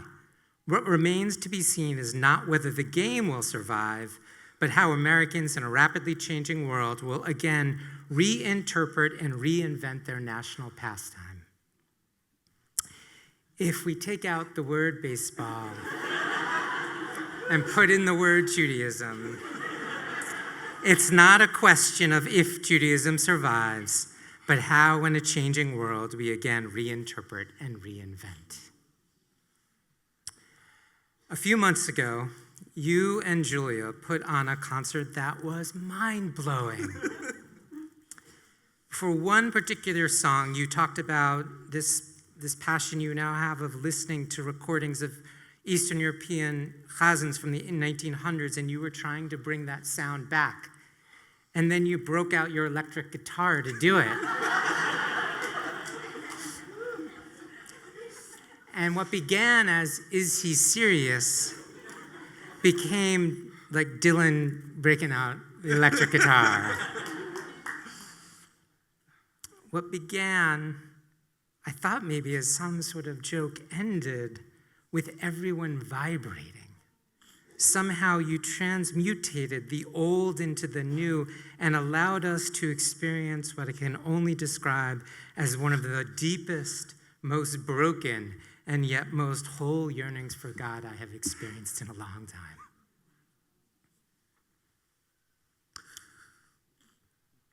time. I really didn't want to quote Heschel to you. So predictable. But my hands were tied. You taught at your closing conversation about tears, and who else writes so powerfully about song and prayer and tears? He wrote in The Earth is the Lord's that the Jews of Eastern Europe were known for two things. One, they cried. The Jews cried. They cried at funerals, they cried at weddings, they cried while working, they cried while praying. They cried and they sang. The cobbler sang while fixing shoes, the rabbi sang while giving a drash. It is not a question, Sam, of it is not a question of if Judaism survives. Rather, how you will help us reinterpret and reinvent its beautiful, tearful, soulful, plaintive song.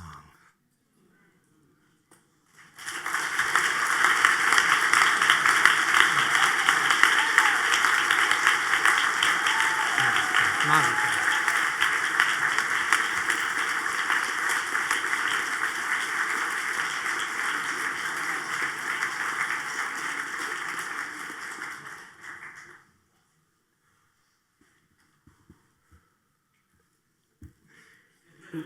Rabbi Carrie Watkins. Presenting her with her talit, Rabbi Dan Johnson, and her bracha, Rabbi Sharon Cohen Anisfeld.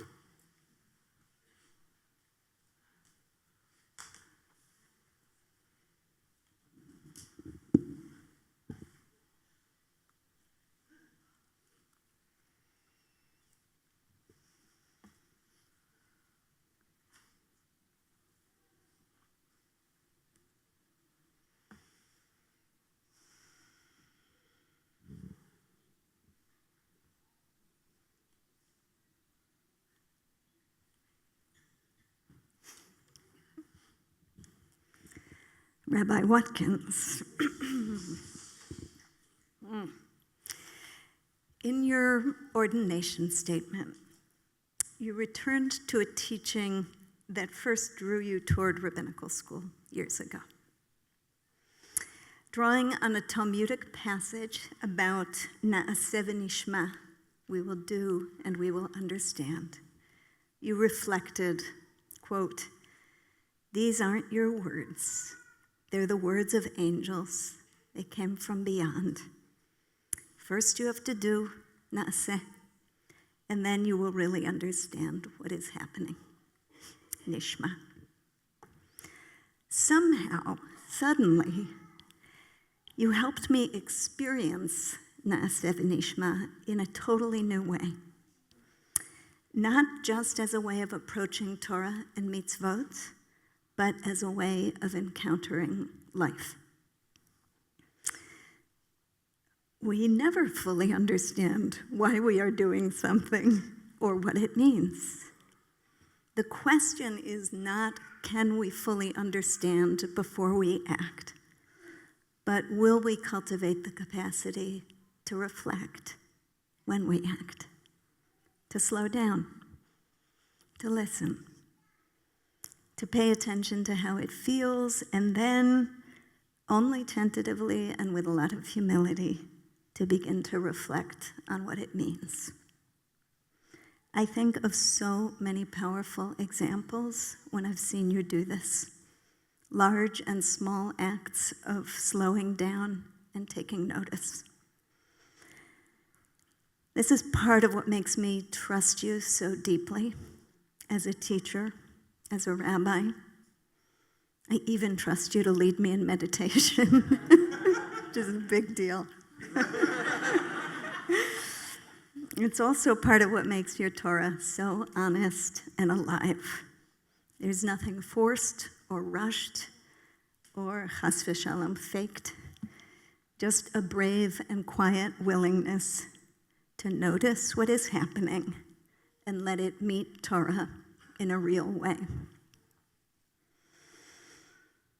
I think in this regard of the extraordinary drash you gave at Temple Emunah after returning from sitting Shiva in Israel for Amir's younger brother, Noam, Zichrono Livracha. You spoke so wisely about the human act of meaning-making in the face of grief and loss, and you spoke so wisely about its dangers. The need to make sense out of the senseless is understandable, even essential.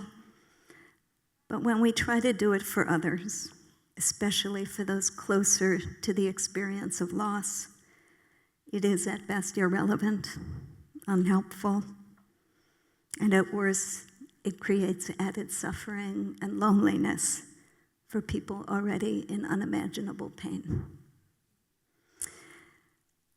This is the kind of thing I tend to rant about. You did not rant. Instead, you gently observed, and I quote, "I encountered a lot of moments of people making meaning for other people that did not go well.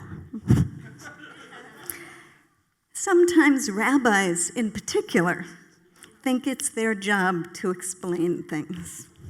End quote. You noticed, you reflected, and you taught so much, not by preaching, but by inviting people into a profound moment of shared recognition. A mutual friend of ours, Danny Cohen, I don't know how he popped up, but he did. I just shared a poem with me in which he writes, "You must step into the waters before the sea parts and the way clears. Insisting on staying on dry land will keep you safe from the miracle. Courage rewards those who are willing to feel tenderly together." Carrie, you do not insist on staying on dry land, safe from the miracle. You listen for the language of angels all around you and within you. And with honesty and grace, you invite the rest of us to join you, to feel tenderly together. My bracha for you is from Psalm 121, traditionally associated with preparing for childbirth. Yomam hashemesh lo yakeka v'yareach balayla. Adonai yishmorcha mikol ra, yishmor et nafshecha. Adonai yishmor tzidcha uvoecha me'ata v'ad olam. May God guard your going and your coming, now and forever. Amen.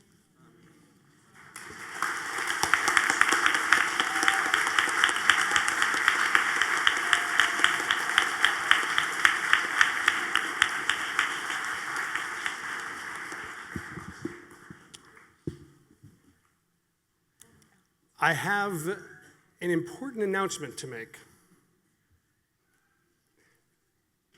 Before another important announcement. As you may know, the Rabbinical School of Hebrew College was founded, opened our doors in 2003. We ordained our first group of rabbis in 2008. In the almost 2 decades since then, we've become one of the largest liberal rabbinical schools in the world. We have graduates, rabbis serving across the country, 25 states in Canada, Israel, elsewhere internationally, affiliated, unaffiliated congregations, college campuses, chaplaincy, Jewish educational organizations, communal organizations, established organizations, starting new initiatives. We've been reaching and leading and contributing to many, many, many Jewish centers around the world, reaching thousands and thousands of people with Carrie's bracha and talit, with Carrie's ordination. In this, the 19th ordination ceremony, we just ordained our 200th rabbi.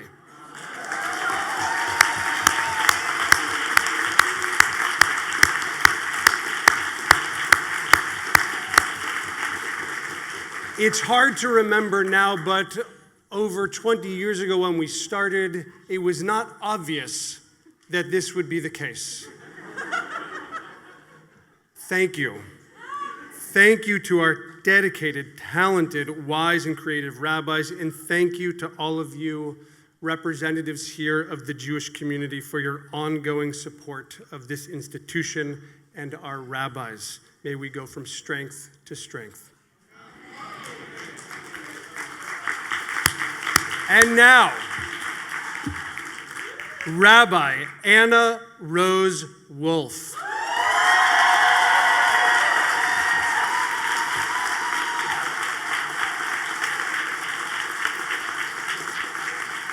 Presenting her with her talit to Rabbi Jane Kanarak and her bracha, Rabbi Dan Judson.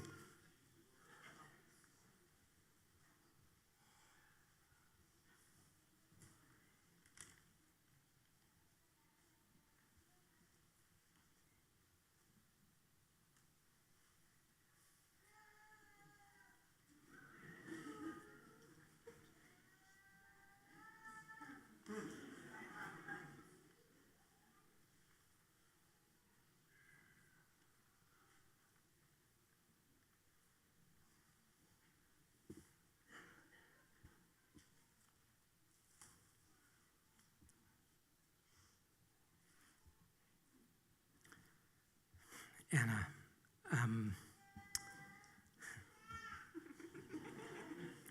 I didn't want to quote Heschel to Sam, but you named your adorable child Heschel. What can I do here?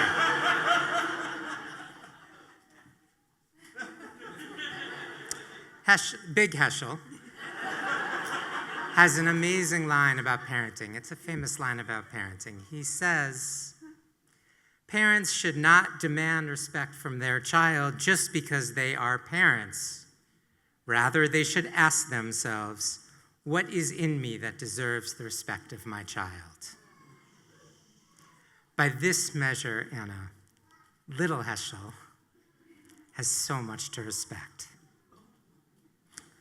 because there is so much in you worthy of respect. There is humor and intelligence, qualities you put on full display last week at a tikkun, where I had the pleasure of hearing you tell a story about, let's just say, an attempt to bury your placenta gone awry. And we'll leave it at that. There is perseverance. Other people with a similar learning profile might have taken an easier path to the rabbit and not gone to a program which you knew was going to cause you to struggle. And maybe most of all, Anna, there is kindness. You radiate a profound chesed. At your closing conversation, you spoke to us about how the process of becoming a parent has profoundly changed your sense of holiness.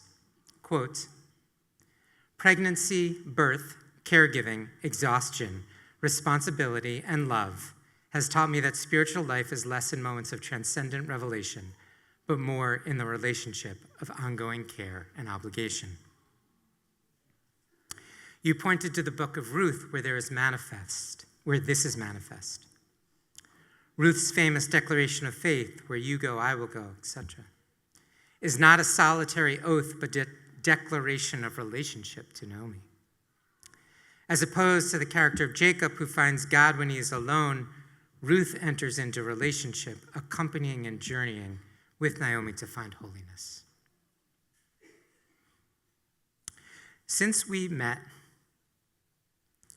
you have told me that your focus is on a particular rabbinate. You wanted to be an engagement rabbi, not a congregational rabbi, not a Hillel rabbi, an engagement rabbi.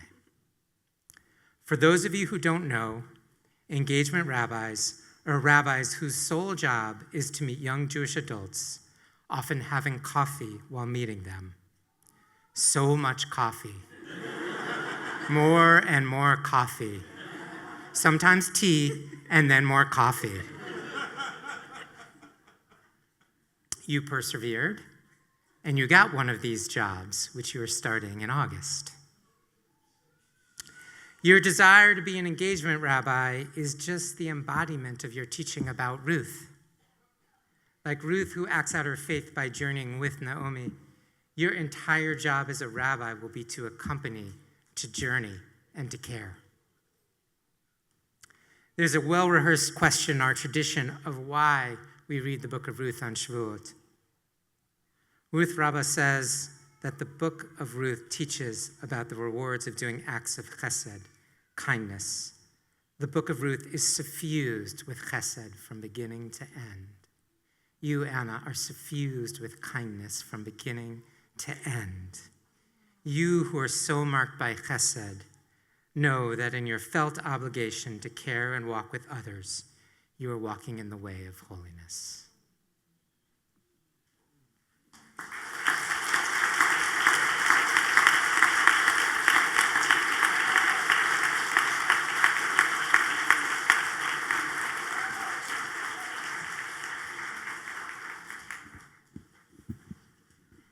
And the final graduate, we have the extraordinary honor to invite up for a bracha, talit and bracha, Rabbi Talia Rebecca Goldstone Young.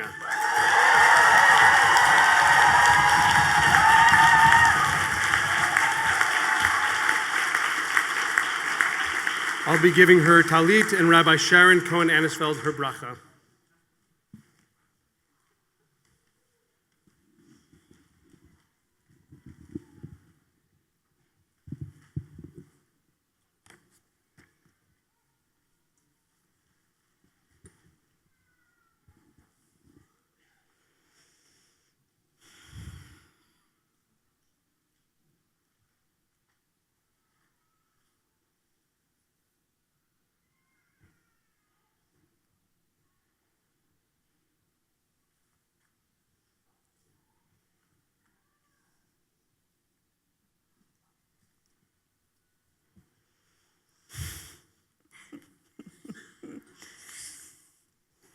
Rabbi Young.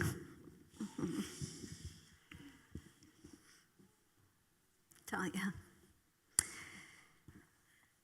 We have been trading poems, our own and others we hold dear, since you arrived at Hebrew College. A few years ago, you introduced me to a poem by Li Young Lee called From Blossoms. It begins, "From blossoms comes this brown paper bag of peaches." And the poet goes on to describe the nectar at the roadside, the succulent peaches' dusty skin and all, the dust we eat. It only struck me recently how often you speak of blossoms. There was the drash you shared just this spring, in which you reflected on the Hasidic interpretation of Melo kol haaretz kvodo. The whole world is full of God's presence. And rescuing us, thank God, from theological abstraction, you invited us into your morning walks through the Arboretum with this vivid description. Quote, "I've been watching the buds open like little slow motion fireworks. I think about how trees pollinate each other, connected through a process we can't see until we see the blossoms themselves. This is a truth of our world. We are connected even when we feel separate. Melo kol haaretz kvodo. The whole world is full of God's presence if we're paying attention. Your Torah is a Torah of blossoms, of blossoming in our hearts and in the living world all around us. It unfurls through your exquisite use of language and your insistently honest reflections on what life feels like. But it occurs to me that perhaps the deepest power of your Torah is that you speak to us of blossoms and dust. The joy of connection that lives alongside the loneliness of longing. The hope that lives alongside heartbreak. On the first anniversary of October 7th, you wrote a prayer that our community has returned to again and again. Open our hearts, you prayed, to hold all this grief. May our hearts be many-chambered rooms, big enough to hold hope to, and even joy somehow. May every small act of kindness be a seed in a field we are all planting together, that we one day harvest in joy. Talia, if we are planting seeds together in a field of kindness, you are among the most devoted gardeners I know. You are known not only by your classmates and your teachers, but by staff in every corner of this institution for your unfailing gratitude and grace. Your name, Talia, means dew of God. The dew that arrives quietly each morning, the dew that reminds us that blessing is already here, glistening on the dust beneath our feet, glistening on the blossoms hanging from heavy branches, waiting for someone to notice and give thanks. May you continue to speak to us of dust and blossoms. May you help remind us with your words and your deeds that we are never as far from one another or from God as we may fear. And may you know Birkat Tal, the blessing of dew, wherever you go. Livracha velo liklala, for blessing and not for curse. Lechayim velo lemavet, for life and not for death. Lesova velo lerazon, for abundance and not for scarcity. Ken Yehi Ratzon.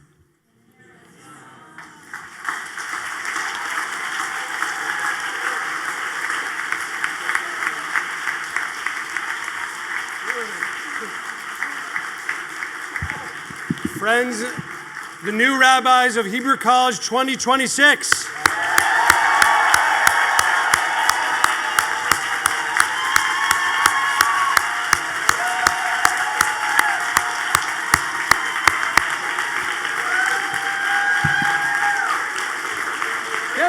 Get up!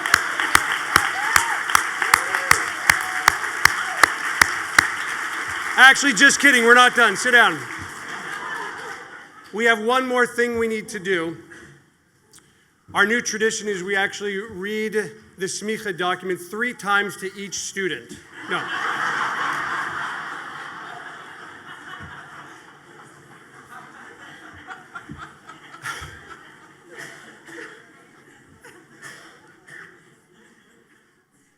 After recognizing and honoring each student, we complete their ordination with a collective reading of the smicha document.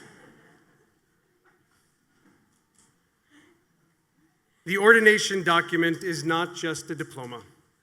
It's an articulation of our students' work and transformation these many years so that we can place our trust in them to fulfill the role and responsibility of a rabbi. The document also acknowledges that becoming a rabbi is only in part an expression of trust from one's teachers. One also becomes a rabbi through the trust given by the people who accept the person as their rabbi and teacher.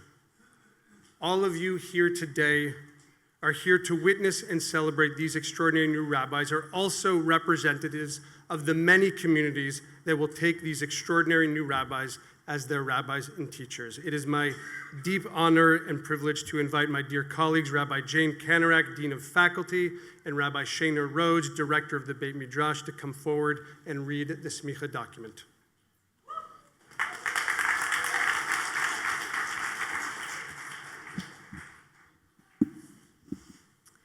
Rabbi Shana Rhodes and I will now read the smicha document, the text of ordination.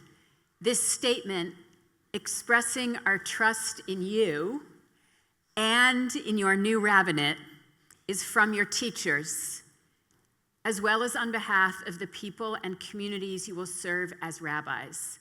Faculty, please stand now. When we come to the last section, Rabbi Rhodes will ask everyone to stand as they are able to join us in ordaining you as representatives of those you will serve. Anu, Morei Beit HaMidrash LaRabbanim Shel HaMichlala HaIvrit, Modi'im Ne'emana, Ki Talmidenu Elu, Shechalkam Miyoshvei Beit Midrashenu, Siyamu Et Chok Limudehem. We, the faculty of the Rabbinical School of Hebrew College, give faithful testimony that these students have been devoted participants in our House of Learning and have completed the required course of study for rabbinic ordination. זה כמה שנים שקדו על התורה ועל העבודה, יגעו בהלכה ובאגדה, בנגלה ובנסתר, ובהכשרה לעסוק בצורכי ציבור באמונה, בתורת השם חפצם, ולא זזו ממנה עד שעשו תורתם. During their years here, they have been eager and diligent in the study of Torah, in prayer, and in service, and have studied Jewish thought and Jewish practice, searching for meaning revealed and hidden. The Torah of the Blessed Holy One is their desire, and they have been steadfast in making that Torah their own. Besod chaverim makshivim, asu oznam ka'afar keset, v'libam chadrei chadarim, lihipatach l'shivim paneha shel Torah, lilmod ulilamed, lishmor v'lasot, lema'an karev et libot adat Yisrael, limtso kol echad ve'achat et nativ nishmatam b'Torah. Amid a circle of listening companions, they have opened heart and ear to the 70 facets of Torah, to study and to teach, to keep and to fulfill, to draw the hearts of Israel near so that each individual might find their own path in Torah. Please rise. V'al kain, Chacham Yitkare, v'Rabbi Yitkare, Umilenu et yadam laseit et misrat harabanut al shechmam, urinum nechonim umuchanim, la'amod kol echad v'achat, lefnei ha'eda asher tivchar bam. V'karlei adatam alehem yismochu, kasher samachnu anu, v'alehem tavo birkat tov, kol mindain samochu lana. Therefore, they shall each be called rabbi.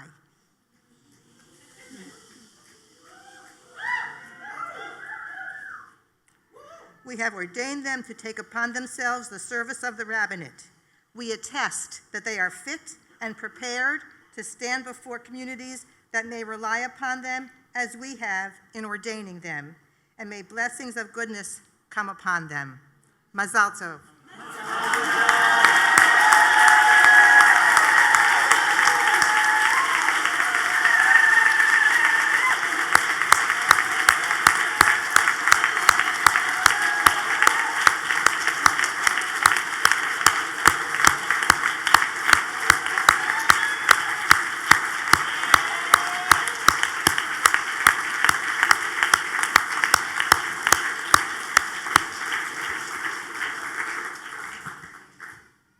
be seated for one more moment. We're going to close with the bracha momentarily. One more.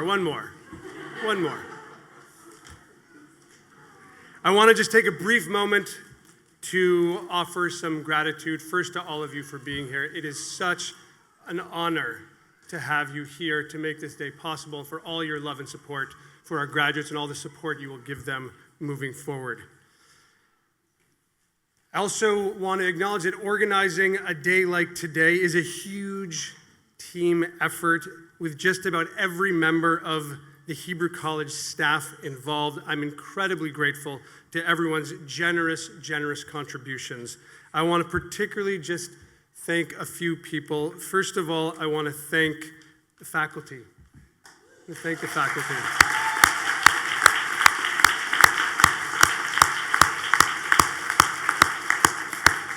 All of you who prepared such loving brachot, gave talitot with such love, and all of you just for your passionate, dedicated, wise, and skillful work as educators in this school. It is a gift and honor to share this work with you. To our marketing team, Emily Hoadley, Adam Zemmel, and Wendy Linden, led by Wendy Linden, who are responsible for all of the online and printed materials as well as the live stream. It takes so much work. Thank you to the marketing team. Tanya McCann, Artie McCann, and the entire facilities group, just such a devoted group of people. And the two people who were at the center of making everything happen for both events today, Deb Ron and Lorena Rosenberg.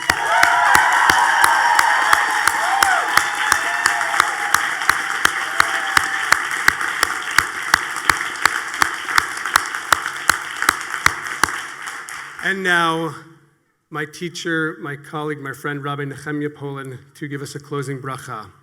Ask everyone to please rise if you're able to.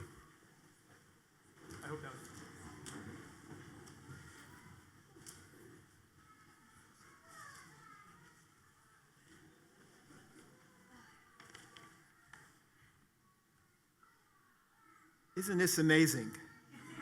A gift. Yesterday in the synagogue on Shabbat here in the States, we read Parshat Naso, the longest section in the 5 books of Moses, 175 verses. The last verse goes, Uvavo Moshe el Ohel Moed, Vayishma et hakol midaber elav. Moses came into the tent of meeting to speak with the unnamed one. No name of God is mentioned in that verse. He would hear the voice speaking itself, midaber, to him from above the mercy seat that is over the Ark of the Covenant, from between the 2 cherubim. Rabbi Ovadia Sforno, Italian rabbi, physician, Bible commentator, the Renaissance period, makes several comments. He says, Moses heard the same voice that he had heard the previous year at Sinai, just after the Exodus, before the episode of the golden calf. This is not obvious. Many chapters have intervened between the initial revelation and the dedication of the tabernacle. Many months in the biblical narrative have intervened. When a project spans many months, is complex, involves many moving parts, literally and figuratively, and there are unexpected bumps on the road, like the golden calf. As there always are, it may be difficult to hear the original voice that set the project in motion. There is a danger that one may lose sight of the call that inspired the project in the first place, that made all the effort worthwhile. And so the verse assures us, according to Sforno, that Moses in the second year still heard the voice that inspired the tabernacle the meeting place of heaven and earth, at first in the pristine innocence of the Sinai covenant, the first blush of love. So my blessing, as you enter your sacred vocation, this lifetime calling to service, may you always hear the voice as you hear it now at this moment. May the joy and energetic propulsion for service to God, community, and humanity as a whole, may you always hear that voice with the same clarity, loving warmth, and inspirational resonance as now. There's more. Seforno notes the unusual grammatical reflexive form midaber, the voice speaking itself. That's how Robert Alter translates it. The voice spoke itself rather than the expected midaber, speaking. And so he says the reflexive refers to the highest level of intimacy between Moses and the divine. This is not the voice of commandment, but the voice of divine self-disclosure. God is trusting Moses so much that Moses is allowed to hear God's innermost, most intimate thoughts. Moses is entrusted with access, so to speak, to God's sketchpad jottings, to God's back of the envelope ruminations, metaphorically, to the holy of holies of divine self-awareness, uvahaskilo et atzmo, as Seforno puts it. This is a level of convivial relationship that goes way beyond command, that achieves total trust and intimacy between human consciousness and divinity. So my blessing to you, our new musmachim, and all of us, is as you move to this life of outward-facing sensitivity to the aspirations of community, may you also leave time and space for your inner holy of holies, a space of self-awareness with the core of your own being, and hence with the infinite, unnamed one. May you attend to the still, small voice, just beyond the range of audibility. The spirit that aligns you with the generosity of loving flow that holds nothing back. B'nedivut hashpa'ah she'ein ba kiliyut. Available to all in proportion to your preparation and sacred attunement. V'yera pa'alo v'yitpa'el kefi achanato. The voice is open to all who wish to hear. The voice of silence that reverberates to unite heaven and earth. Mazel tov. Amen.